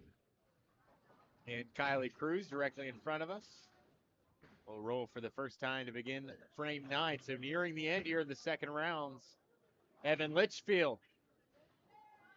No look spare. And will continue his excellent stretch. Good to have Litchfield back too. Good to have John Gilbert back. One of the 2 unable to roll in the Carter battle for the green, as Gilbert will follow suit. A strike in the 9th frame, but one of the 2 had a competition, so they were unable to come here to the alley. And good to see both of them bowling. You talked about a tough 1-2 punch. Tell you what, they have been fantastic all season long. Absolutely. Every time they come up, it's at least one time where either Evan or John's going to hit a strike. It's just who's going to hit the strike. And then the other one will hit a spare or hit a very good shot, just miss maybe 1 or 2 pins. That's just how it's been all day, and that's how we're expecting it to go on throughout the night. And we take a peek over at lane 7. We just saw Ella Norris roll one down the lane. And you talk about that co-op Greeneville has with West Green. So the West Green students wanting to bowl and join the Greeneville High School bowling program. Ella Norris was a state qualifier in cross country. This past cycle of seasons, the state championships being played over in West Tennessee and Memphis. Saw one of our local athletes, Trey Bailey, this week's Green Sports Zone Player of the Week, take home the state title. Ella Norris did run in those state championships over in Memphis. So very cool. Another multi-sport athlete. Yeah, we keep coming back to that all night tonight about how we have multiple sport athletes here tonight, but also around the county, and that's what we like to see because it also builds sports such as bowling, such as cross country, sports that is not as talked about as much as, hey, did you go to the football game or the basketball game? That's going to build that up and make every sport into that way. And Tyler Nichols echoed that sentiment too earlier in one of our broadcasts. And you take a look around here today. I mean, I kid you not, standing room only crowd, free admission, so everybody's swarming in. They're flocking to see the high school bowling non-conference matchup today between Greeneville and Dobyns-Bennett. We've got a great crowd on hand today behind us. And I think going back to our two prior games between Greeneville and Carter and then Greeneville and Dobyns-Bennett, both have been extremely well attended, and it's been really fun to attend ourselves. Oh, yeah, definitely. I mean, it's a lot more audiences came in since just 2 years from now, I feel like. And that's a really important thing for everybody because everybody's going to find their sport of what they enjoy. It's just what sport is that going to be? And that's what we're seeing here. These players have found that bowling is their sport they enjoy, the sport that they're the best at, they want to continue to pursue. That's what we're seeing, and we're seeing the fans contribute in a mighty way. And I think most sports too, Derek, you got the players who they thrive off the fans' energy, but I think in bowling it's the opposite. I mean, these players, they bring their own energy. They get so excited that I'm getting excited as a fan myself and a spectator. I think that works in the inverse here at the Alley. Michaela for Dobyns-Bennett, a turkey in her last 3 frames, entering the 10th here. Michaela Mahoney standing to our right. Dobyns-Bennett girls have torn it up here in the second individual round. Evan Litchfield, a strong start to our left. Have that 7-pin left standing, and that will end his 10th frame. They'll finish it up with a 174 here in round 2. John Gilbert with a frame left, so is the same with Quentin Scalf. And the boys over in lanes 1 and 2 still with 2 frames left.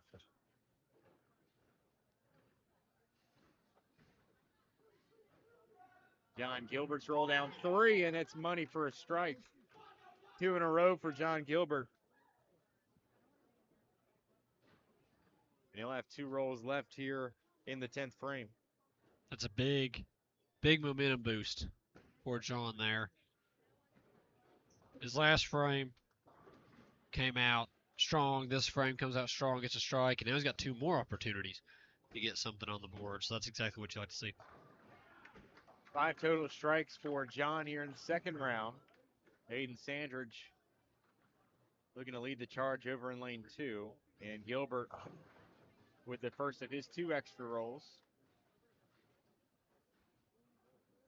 We'll have a trio, that 5, 6, and 3 pin left standing.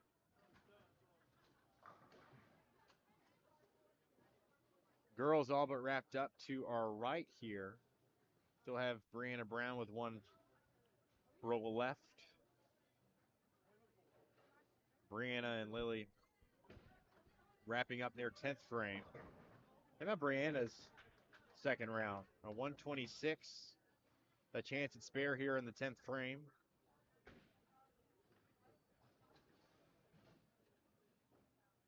Jasmine Kesserson rolls a 137, also for the girls. Gilbert unable to pick up a spare over in lane 3. And Brown also unable to pick one up in front of us over on 5. Madison Wilson got her 1. And that will complete her 10th frame. Noah Stallman over in lane 2. And Evan Litchfield, John Gilbert, both extremely strong finishes as Litchfield ends with a Noah Stallman will fall too over in the second lane. And man, Dylan Brooks, tell you what, clinches that head-to-head for that roll we just saw as he finishes with a 173, 3 above his head-to-head counterpart in John Gilbert. Yeah, Greeneville's come out, especially John and Evan, has come out and wanted to compete in the second round. Understood the stakes, but Dobyns-Bennett's just been able to top them. I mean, the 170 or 173, that's just gut-wrenching if you're Greeneville, because you're like, we was right there, but still just couldn't get the head-to-head win. Now, Evan Litchfield did get the head-to-head win over Nate Rickert, and there's still a battle going on to our left between Greeneville and Dobyns-Bennett to determine whether those Baker games will be decisive or not. Aiden Sandridge still rolling for the Greeneville boys. He's currently leading Massey by 7, and Massey on his first roll of the 10th frame will fall 6. And Sandridge directly to his left, a pivotal roll, and that one's very good. Falls 8. 6 and 10 pin remains standing. We'll keep a close eye over there. A 3-pin difference between Sandridge and Massey. And I believe the game will hinge on that head-to-head outcome. Here's Massey and 2, and it's a spare. So it forces Sandridge in a must-have-it situation. Needs to pick up the spear here on that 6 and 10 pin. You just got to focus on his game. Here's Sandridge down 1 and just misses it for the chance at spare. So Dobyns-Bennett will likely hold on and win 7-1 again here in the second round and improve their lead to 14-2, thus giving them the victory before we even hit the Baker games. Now the girls, much more interesting in terms of how their fate will be decided. I do believe that Dobyns-Bennett wins in commanding fashion for the girls, and we'll get you updated with the scores like we said on the other end of this break. But the girls will be headed to the Baker games, and they will be vying for a victory. Greeneville boys, however, will be defeated in the individual rounds. So we'll take a break. When we come back, we'll have our Baker games, 1 of 2 that you'll see here tonight. Back at the alley here for another First Horizon Marine Sports Zone Spotlight Game of the Week. Here's a twist on your typical banking options.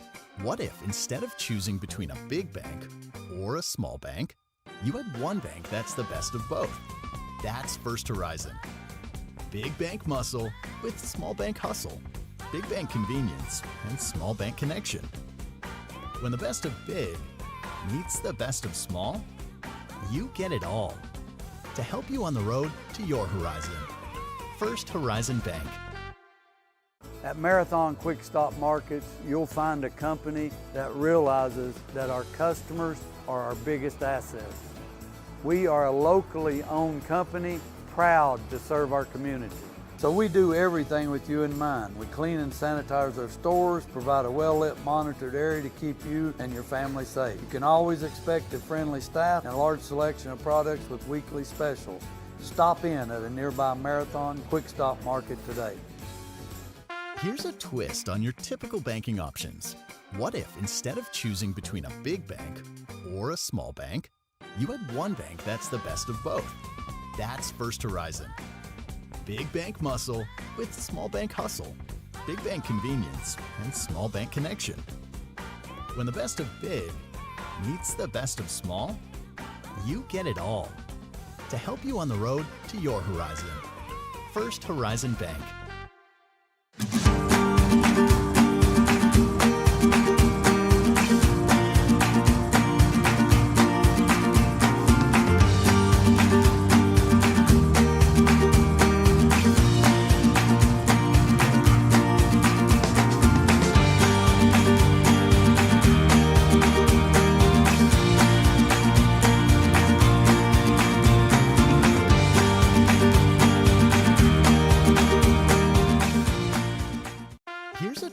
twist on your typical banking options. What if instead of choosing between a big bank or a small bank, you had one bank that's the best of both? That's First Horizon. Big bank muscle with small bank hustle. Big bank convenience and small bank connection. When the best of big meets the best of small, you get it all. To help you on the road to your horizon. First Horizon Bank. At many dealerships, you get what you'd expect. Games, gimmicks, and shady sales tactics. At Gateway Nissan in Greeneville, expect the unexpected. Low prices, convenient service, and a great buying experience. Get our Gateway exclusive lifetime powertrain warranty. No worries for life. You deserve the unexpected. It's the #1 reason you gotta get to Gateway. Shop online at gatewaynissangreenville.com. Or take the super short drive down Highway 11E to Gateway Nissan in Greeneville. Here's a twist on your typical banking options. What if instead of choosing between a big bank or a small bank, you had one bank that's the best of both? That's First Horizon. Big bank muscle with small bank hustle. Big bank convenience and small bank connection. When the best of big meets the best of small, you get it all. To help you on the road to your horizon. First Horizon Bank. At Food City, we make it easy for you to shop your way. Order online and pick it up curbside. Or have it delivered straight to your door with Instacart or DoorDash. Nobody does food like Food City. And now, get it straight from our doors to yours. Value every day, Food City. And once more, we welcome you back here live from the alley for our First Horizon Spotlight game of the week. Now heading into our Baker games. We saw the first two individual rounds, and we got you updated on those scores before we left you. And we do have a couple of updates for the girls. Our score in that second round, Derek, we told you the Dobyns-Bennett girls dominated 8-0 in that second round. So they lead at 13-3. You need 14 to win on that 27-point scoring scale. But here we go. I mean, anything is possible, right?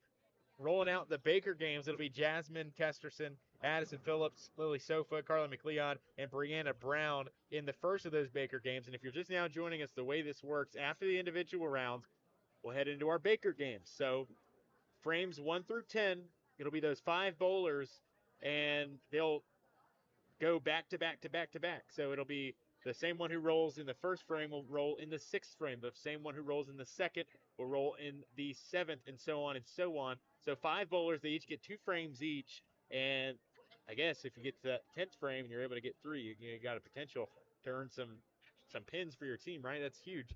But total pinfall goes to Dobyns-Bennett there in that second round as well, with a high of 192 for Madison Place, a 188 for Riley Grace Bridges. Those two, we told you about them beforehand, dominating. Highest roller for the Greeneville girls with a 137 in that first one.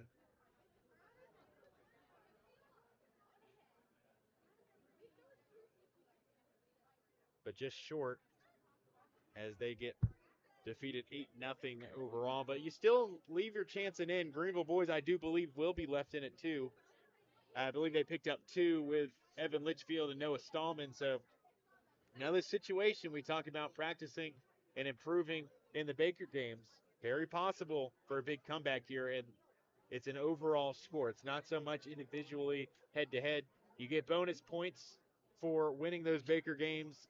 You get bonus points for the total pinfall in those Baker games. So overall, 3 points go to a Baker game win, and then 5 points go to the total pinfall per Baker game. And then 3 points go to the overall match total pinfall.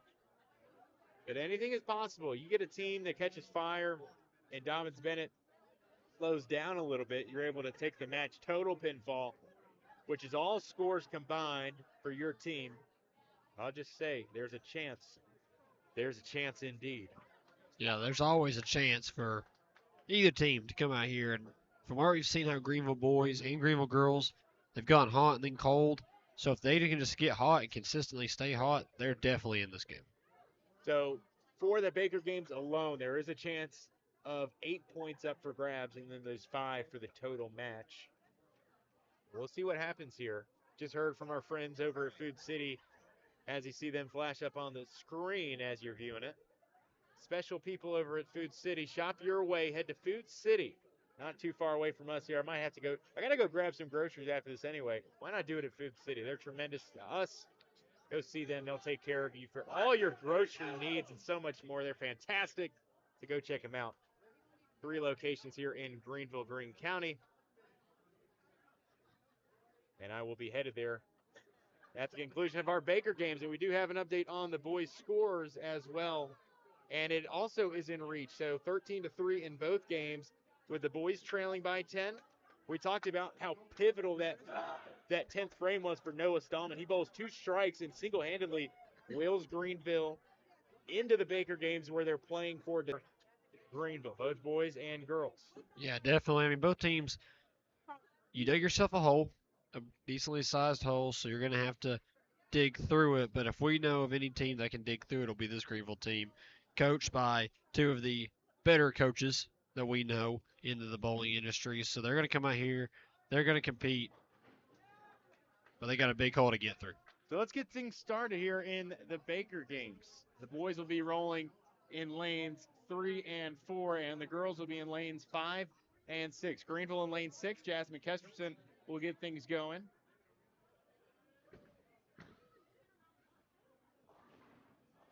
And that's a way to start it. How about Kesterson in lane 6, a strike to start us off. And Derek, it's time for you to experience your first Baker game. Here we go. Mackenzie Place in lane 5 to start the Dobyns-Bennett Tribe off in the first Baker game. Slow roller from the right-hand side, and will follow up Kesterson's strike with a strike of her own. Stone cold. Place getting back to form. Madison Phillips, meanwhile, in 6, will have a chance at spare. Knocks down 7 her first go-around. And we'll have that 1, 2, and 4 pin left standing. The Greeneville boys trailing by 10 entering the first Baker game. For the boys, it'll be Robbie and Noah Bernard and John Gilbert, Noah Stallman and Evan Litchfield rolling for the Greeneville boys. For Dobyns-Bennett, Aiden, Nate, Ryan, Grayson, and Dylan, and Addison Phillips. A spare, and the Greeneville girls get off to a hot start to begin our Baker games. Yeah, both teams, boys and girls, definitely need spares and strikes. They can't let any pins sit up, especially as the hole they've dug. They have to fight back. Strikes and spares. You'd like to have a lot of strikes, but spares, they'll work too. Lily Sofa in lane 6, and how about the start so far for the girls? 9 pins will fall for Sofa, and she'll have that head pin left standing and a chance to spare. The Greeneville girls in this first Baker game will trot out Jasmine Kesterson, Addison Phillips, Lily Sofa, Carly McLeod, and Brianna Brown. Mackenzie Place will lead it off for the Dobyns-Bennett Tribe, who we just saw, and then Madison, Kylie, Isabella, and then Riley Grace Bridges to round it off for the Tribe. And Kylie's had an exceptional day thus far. Nate Rickard getting the Tribe started over in lane 2. How about a spare in lane 6? It's Lily Sofa. Noah Bernard, one of my favorites. Chance to spare over on 4. And just barely missing it. An inch or 2 to the left, and that's a surefire spare. But again, we talk about the margins and the slight misses that we've seen here this afternoon, heading into the evening hours. And this is where you really get to see it, Derek. The excitement between both squads as Mark McLeod rolls one down 6. It's a strike. Gilbert on 4. It's a strike. Double strikes, and we see it in succession. Lane 6, lane 4. It's McLeod and Gilbert with 2 strikes back-to-back, and Greeneville hanging in it. Yeah, both teams, they come out and understood they needed to strike and get some strikes quickly. They've come out here and they was able to execute that to perfection, but Dobyns-Bennett's answering back like that. An immediate answer in lanes 3 and 5. Noah Stallman in 4 will continue the streak. Back-to-back strikes for the Greeneville boys. Brianna Brown will roll one down 6, and that will put an end to our run of strikes we've had here. A ham bone of sorts between different individuals and different sides, but a ham bone nonetheless. Riley Graves Bridges down lane 5 as she begins lane 5 for her squad. Evan Litchfield in lane 4 to start the 5th, and will have one left standing if he wants to pick up the spare. We'll have that 5-pin left standing. 75 for the Greeneville girls, 67 for the Dobyns-Bennett girls as they look to round out this 5th frame. 68 for the Greeneville boys, 38 for the Dobyns-Bennett boys to our left. Brown over in 6. Looking to pick up spare, won't do it, but Litchfield a chance at it. Go ahead and walk away. No doubter from Evan Litchfield. Picks up the spare, and Greeneville a heavy lead as they enter the latter half of this first Baker game. I mean, just walk away from it. He knew it was going in. As soon as it left his hands, just turn around and say, go ahead and give it to me. That's a little bit of confidence, but you like to have that confidence. Dobyns-Bennett's going to have to pick it up on that left side. Here's a twist on your typical banking options. What if instead of choosing between a big bank or a small bank, you had one bank that's the best of both? That's First Horizon. Big bank muscle with small bank hustle. Big bank convenience and small bank connection. When the best of big meets the best of small, you get it all. To help you on the road to your horizon. First Horizon Bank. In lane 4, and very nearly gets a strike of his own. We'll have that 7-pin left standing. And Addison Phillips a chance to spare on 6. Mackenzie Place, who's been dynamite here today from the right side, in lane 5, and will fall 8 on her first roll. Addison Phillips looking to pick up spare. Put the English on it and knock those 2 pins from behind down. But that head pin stood standing. But Greeneville girls still looking great through 6 frames. Still leading Dobyns-Bennett here in the first Baker game. Yeah, the Greeneville girls have definitely gave it a little bit of room for error if they ain't able to get a spare in or a strike in. They've already got a big lead. They just cannot let off the gas pedal. 1 or 2 is okay, but if you continue to let these next frames go down, Dobyns-Bennett will make you pay. Kayla Payne nearly making spare over on lane 4. Just misses it to the right side. Lily Sofa here in lane 6. The Greeneville girls leading it by 30 here in the first Baker game into our 7th frame. Mackenzie Place, who is rolling to start the 6th frame. Roll one down slowly and pick up spare to finish off frame 6. Hayden Sandridge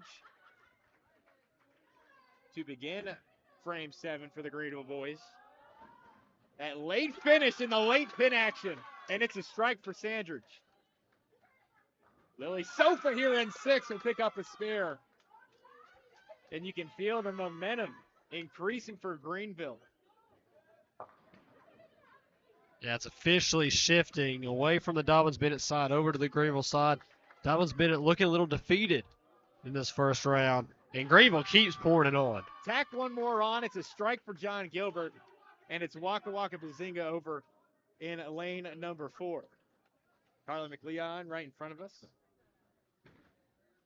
To begin frame 9, finds Brooklyn and finds a strike. How about it? Noah Stallman in lane 4. That right crease just barely missing on a strike in that 4th lane. Meanwhile, Madison Wilson in lane 5 will bowl with her tribe counterpart over in 3.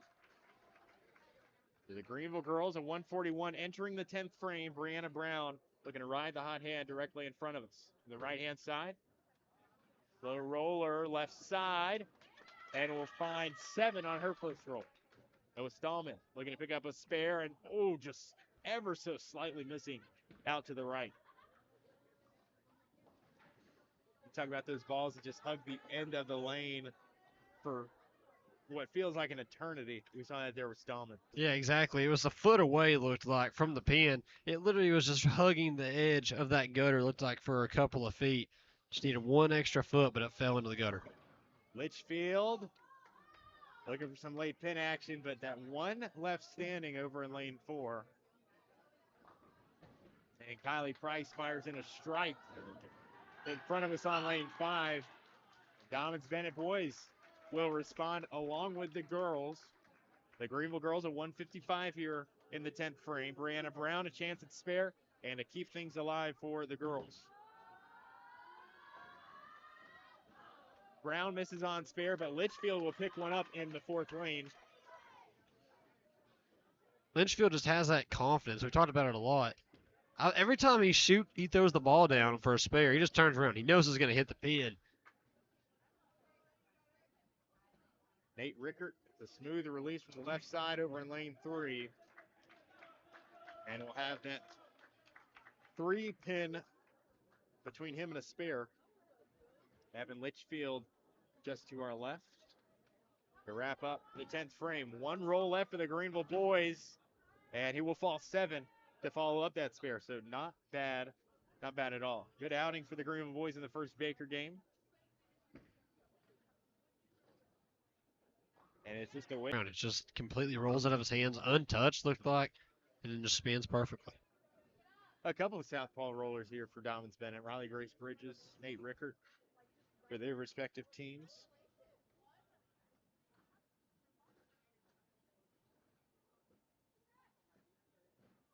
Greeneville girls hold a 155 to 143 lead over the Tribe here with a potential 2 rolls left for Dobyns-Bennett. Riley Grace Bridges up here in lane number 5. It's so quiet, you can hear a pin drop. Everybody's watching, understanding the circumstances. Crucial roll here from Grace Bridges, and what a spare. Incredible. And she could potentially tie it up here or take the lead for Dobyns-Bennett after that spare. A pretty difficult split, but able to get it done nonetheless. How about this? 3 straight spares from Dobyns-Bennett over these 3 final frames. Riley Grace Bridges, 1 roll left. Here in lane 5 from the left-hand side. And curves in last moment, and it will fall 6. And we do have a final in the first Baker game, 155 to 151. The Greeneville girls will defeat Dobyns-Bennett in the first of 2 Baker games, but total pinfall also will play into effect. Greeneville girls are trailing 13-3 to this point. Meanwhile, over on the boys' side for the first Baker game, they trail it to Dobyns-Bennett 162 to 121. So Greeneville a healthy lead, but still 2 frames left for the Dobyns-Bennett Indians. Here's Lockhart in 3, and we'll have a tough stack if he wants to pick up a spare with that 9 and 6 pin. 9 and 3 pin, excuse me.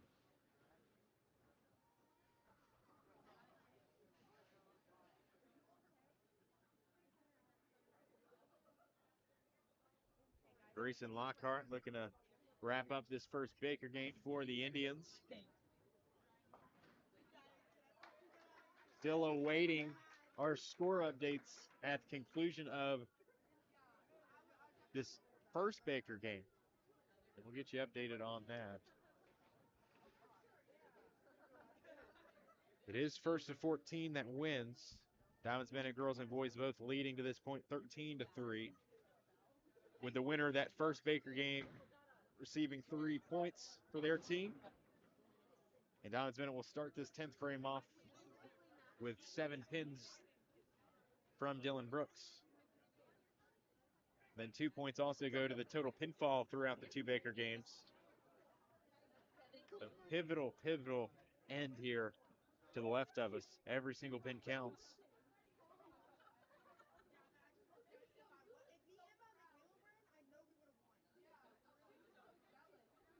So much history between these 2 schools, 45 combined years in the 2 bowling programs. Coach Debbie Knott, Coach Johnny Painter for Greeneville.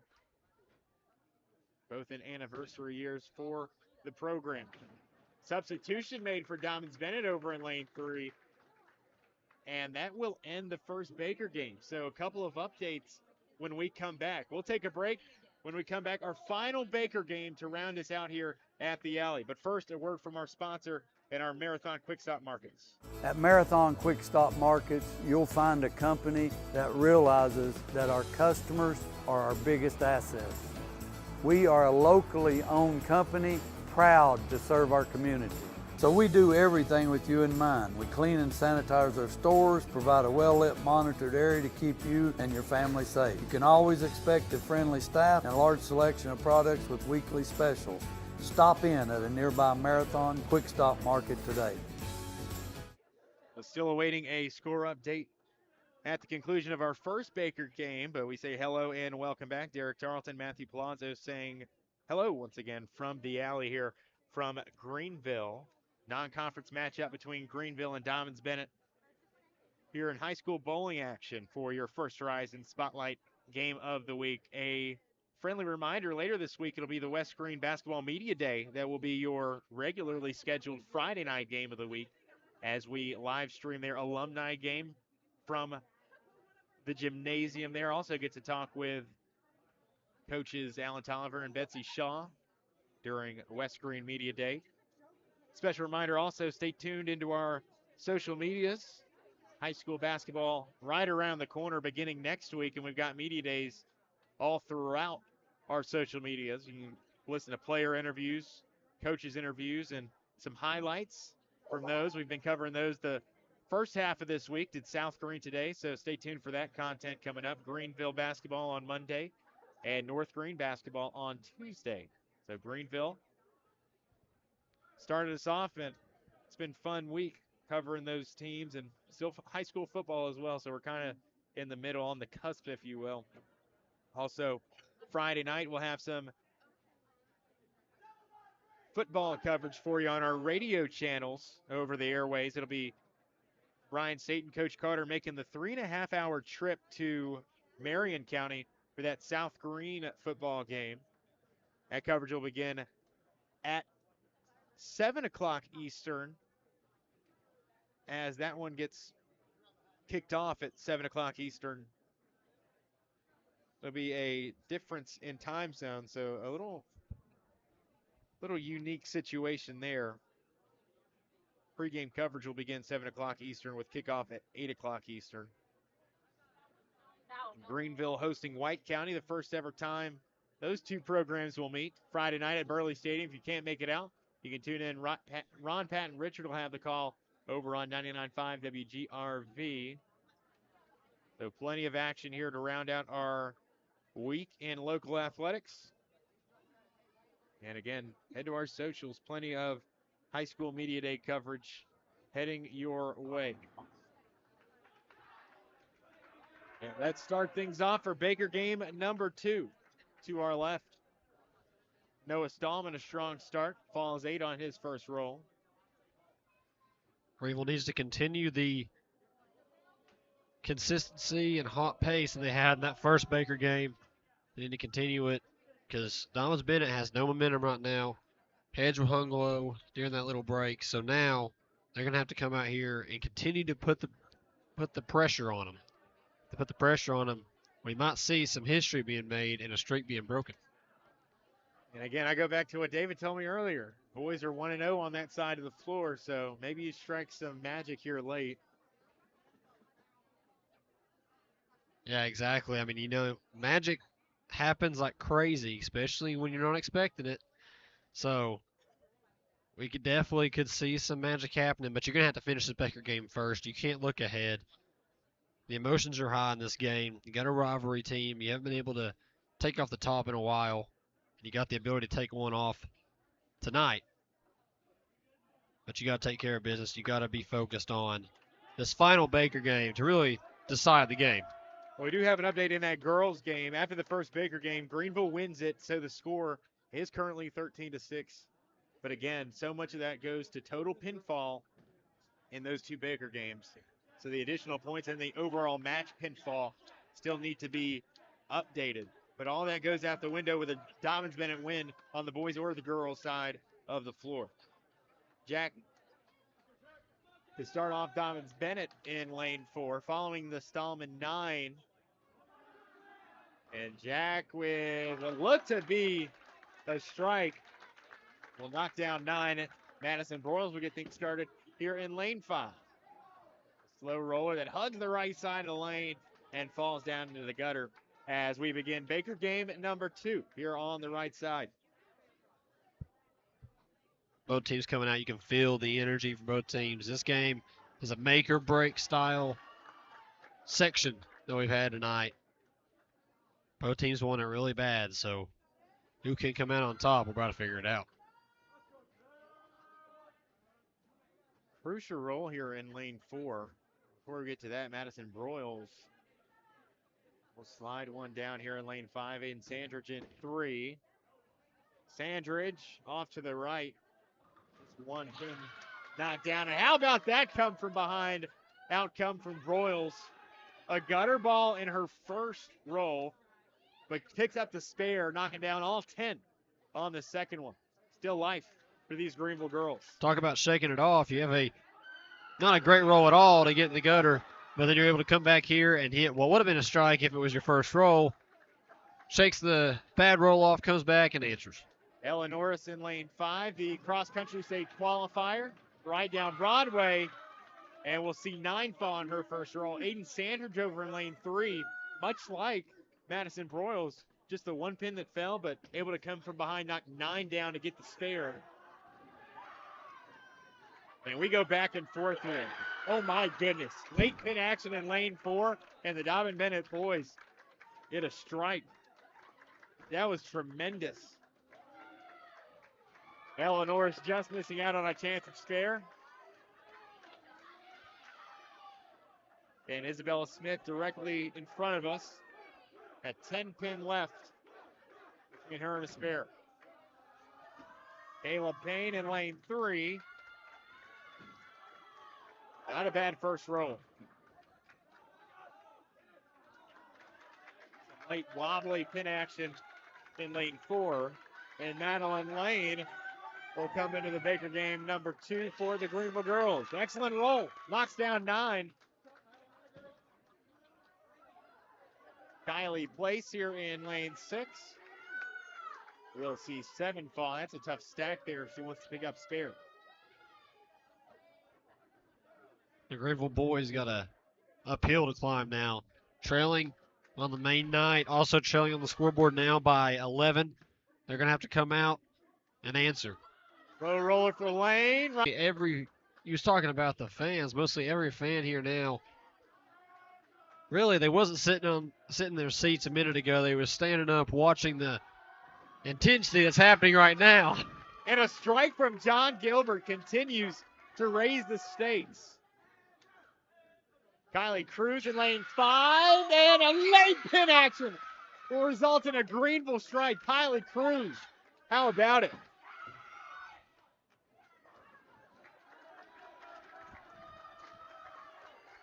Quickly becoming one of my favorite sports to see in person. Evan Litchfield, lane 3, and oh my, that's a Bermuda Triangle of a split that he's getting ready to face.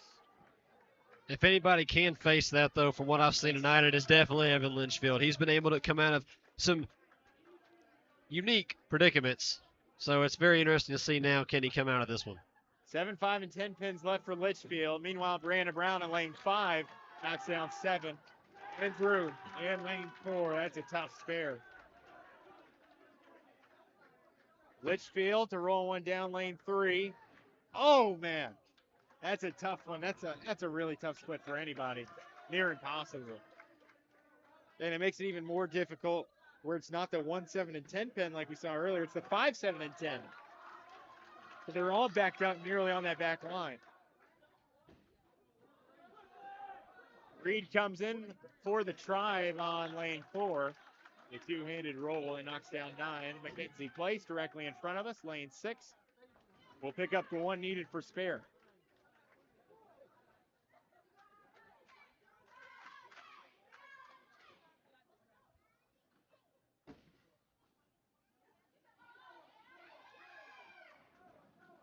A roll from Madison Broyles here in lane 5, and Noah Stallman will follow up in lane 3, and it just veered off to the left last moment. Looking to pick up spare. Dobyns-Bennett, though, starting to heat up in lane 4 and beginning to pull away. Yeah, the Dobyns-Bennett boys starting to catch some steam, starting to find their net, starting to pull away here. For the Greeneville girls, though, they're continuing to take care of business against Dobyns-Bennett girls, but Boys, they got a big uphill to climb now. Dobyns-Bennett leading Greeneville 86-65 here in the second Baker game. And a win here secures it for the Tribe, if they haven't already secured it with total pinfall. If you string together 4 or 5 strikes in a row, it's a completely different match. And you might just make it interesting. Went scalp over on lane 3, and that's a brutal break. That's one of those that you almost always see result in a spare. With that pin kicked over just in front of that 10 pin. And ultimately, it wasn't its day. Meanwhile, Ella Norris in lane 5. Here to begin frame number 7. Right down Broadway and knocks down 9. Very nearly a strike for Ella Norris on her first roll. Isabella Smith, 5 and the 10 split. Looking for a spare. The Greeneville girls leading 63 to 90 here in the second Baker game. And you see some emphatic gestures by Riosto over in lane 4. Wanted that last pin to fall, but it didn't want to. Yeah, you got to do what you got to do to try to get the pins to fall. But overall, Dobyns-Bennett boys have had a really good night coming out here making the pins fall where they needed to. You love the endless enthusiasm, too, especially for the right side we've seen from the Greeneville girls all day long. We know how tough Dobyns-Bennett girls are. They've been excellent this season. As we see Kylie Place find a strike here in lane 6. You love that optimism. Madeline Lane, who rolled excellently, had that spare her first time out. Roll one down slow with the right hand. Sandra's able to pick up a spare in 3. Lane will fall 9 her first roll, and she'll have a chance to pick up a spare here. Riley Grace Bridges, fantastic day thus far. From the left-hand side, finds Brooklyn and man. Strike. Second consecutive one for the Tribe. They're starting to inch back into it. Madeline Lane here in 5. Slow roller right down Broadway, and it's a spare for Madeline Lane. Her second here in Baker game number 2. Reese Thomas in lane 4. Kicks that head pin out of the way, but unable to create a spare in that 4th lane. Mackenzie Place in lane 6, and that's a turkey for Dobyns-Bennett here in the second Baker game. They've caught fire. Meanwhile, Greeneville just holding on to life. Will Russell over in lane 4. And Kylie Cruz steps up to lane 5. To the left side, and she's going to have a tough 5 to knock down if she wants a spare. Meanwhile, Dobyns-Bennett has stormed back. After the turkey, they now lead at 124 to 110. Kayla Payne on the left side. Greeneville boys looking to get back into it. And it seems unlikely after a Russell spare. Energy palpable here at the alley on a Wednesday night. Mackenzie Place, the right-hand side in lane 6. And we'll have that one singular pin, the 5 pin, left standing. John Gilbert and Brooklyn, very nearly a strike. Here's McClellan in 4. Picks up 6 on his first roll. Mackenzie Place, her in the 5 pin. Dobyns-Bennett victory if she can fall it. And that is what happens as she knocks it down with ease. Dobyns-Bennett very likely going to secure the victory with that most recent spare. Yeah, give credit to Greeneville. They came out here and made it interesting in the first round here, but Dobyns-Bennett came out, understood what they needed to do, got hot, and was able to take away with the victory. But still a chance to finish strong and ride the momentum into this weekend state qualifiers with Brianna Brown stepping up to lane 5. The right-hand side. Counterclockwise spin, and it's a strike for Brianna Brown in the 10th frame. Rylan Reed in lane 4 will knock down 7, and Litchfield will step up to wrap up this second Baker game for the Greeneville boys. Not enough pin action late, but it looked very promising to start.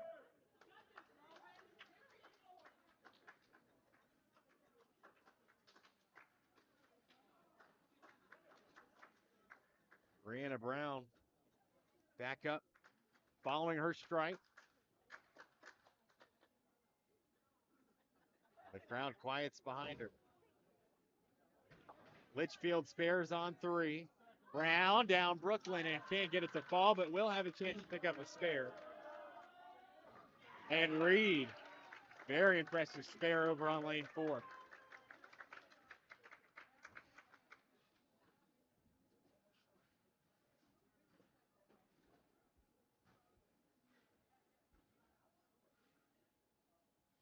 Evan Litchfield over on lane 3.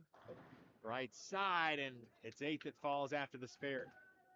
Brianna Brown looking to pick up a spare, and it veers off to the right, and that will conclude our final Baker game. And that will wrap up the contest with Dobyns-Bennett getting the victory on both sides of the floor, despite the boys making it very interesting and the girls taking that first Baker game there before the very end. So we'll take one final break. When we come back, we'll get you updated with our final scores here live from the alley as we wrap up yet another First Horizon Spotlight Game of the Week. Here's a twist on your typical banking options. What if instead of choosing between a big bank or a small bank, you had one bank that's the best of both? That's First Horizon. Big bank muscle with small bank hustle. Big bank convenience and small bank connection. When the best of big meets the best of small, you get it all. To help you on the road to your horizon. First Horizon Bank. At Food City, we make it easy for you to shop your way. Order online and pick it up curbside. Or have it delivered straight to your door with Instacart or DoorDash. Nobody does food like Food City. And now get it straight from our doors to yours.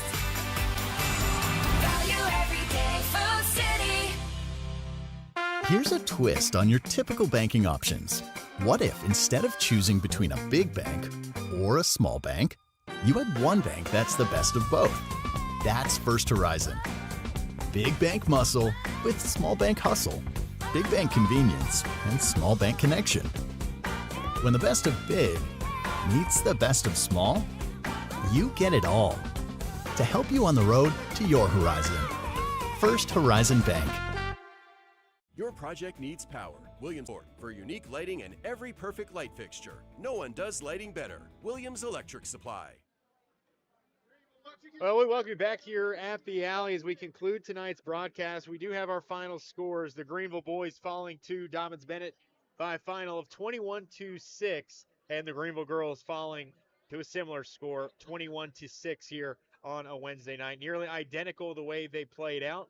The Dobyns-Bennett boys and girls each taking the first 2 individual rounds, each Greeneville team taking the first of the 2 Baker games, and then losing that final one, losing the total pinfall, and thus falling 21-6 here on a Wednesday night. But plenty of fight tonight in those 2 Greeneville teams. They forced those decisive Baker games, and the boys and girls both win that first one. Plenty of fight, Derek, and a lot to look forward to, I think, going the rest of the way this season. Oh, yeah, definitely. Both teams come out here, especially Greeneville. Greeneville understood that it was going to be a hard battle throughout the whole night because Dobyns-Bennett's just been able to build a very strong program and a program that has the best of the best playing for them. And Greeneville understood this is going to be a tough task to come out here and play for. But they came out here, they competed, they brought it to the very end. It was the last couple of bowlers that really decided it. So Greeneville come out here and really showed what they're made of and showed how much they've been able to develop as the season's moved on.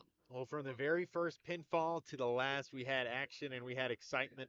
Derek Tarleton, first reaction and just the overall feeling you got from witnessing your first high school bowling matchup tonight? There's a lot of momentum, and momentum hits here differently. It's not on the fans getting rowdy like you would see at a football game. A lot of times fans get into it. Basketball games, fans will be screaming, trying to get their players to be pumped up, and their players are coming out a lot harder.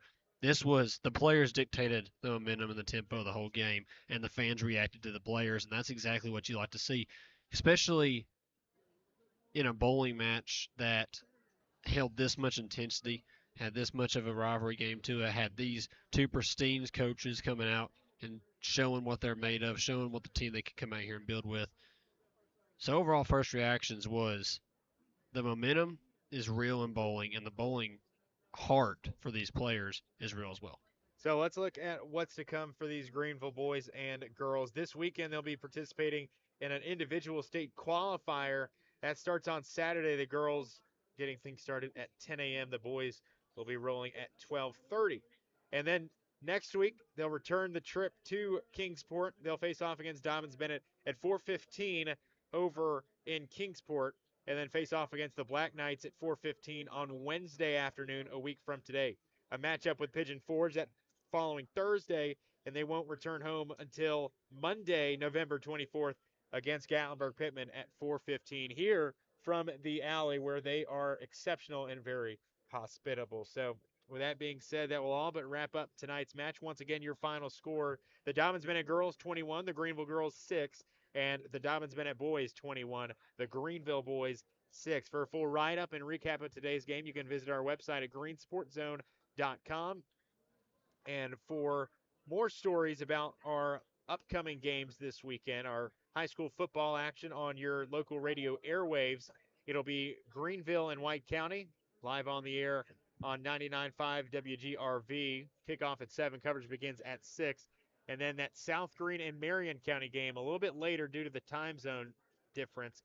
Coverage will begin at 7 o'clock, and it will kick off 7 o'clock Central, 8 o'clock Eastern on Friday night. Brian State and Coach Carter making the trip all the way to Marion County. Stay tuned to our Media Day coverage Friday night at West Greene as well. We'll be live streaming the alumni game over there at West Greene High School. And, of course, all the other local basketball media days, you can find coverage of those media days, player spotlights, coaches' interviews live on our social media channels across all platforms, Twitter, X, Instagram, and TikTok, along with Facebook. So make sure you check those out as well. Greeneville falls tonight, both games to the Dobyns-Bennett Tribe, but storied programs for both sides, with Johnny Painter and Debbie Knott continuing to link up here at the Alley, and doing so with incredible histories between the two of them. So a lot of history shared as we see them on the right side. So special thanks to them for letting us come out and cover their event. Talked about the first one not coming to fruition, but certainly glad this one had no hiccups or interruptions. So from our partner, Derek Tarleton, I'm Matthew Palazzo saying so long, good night,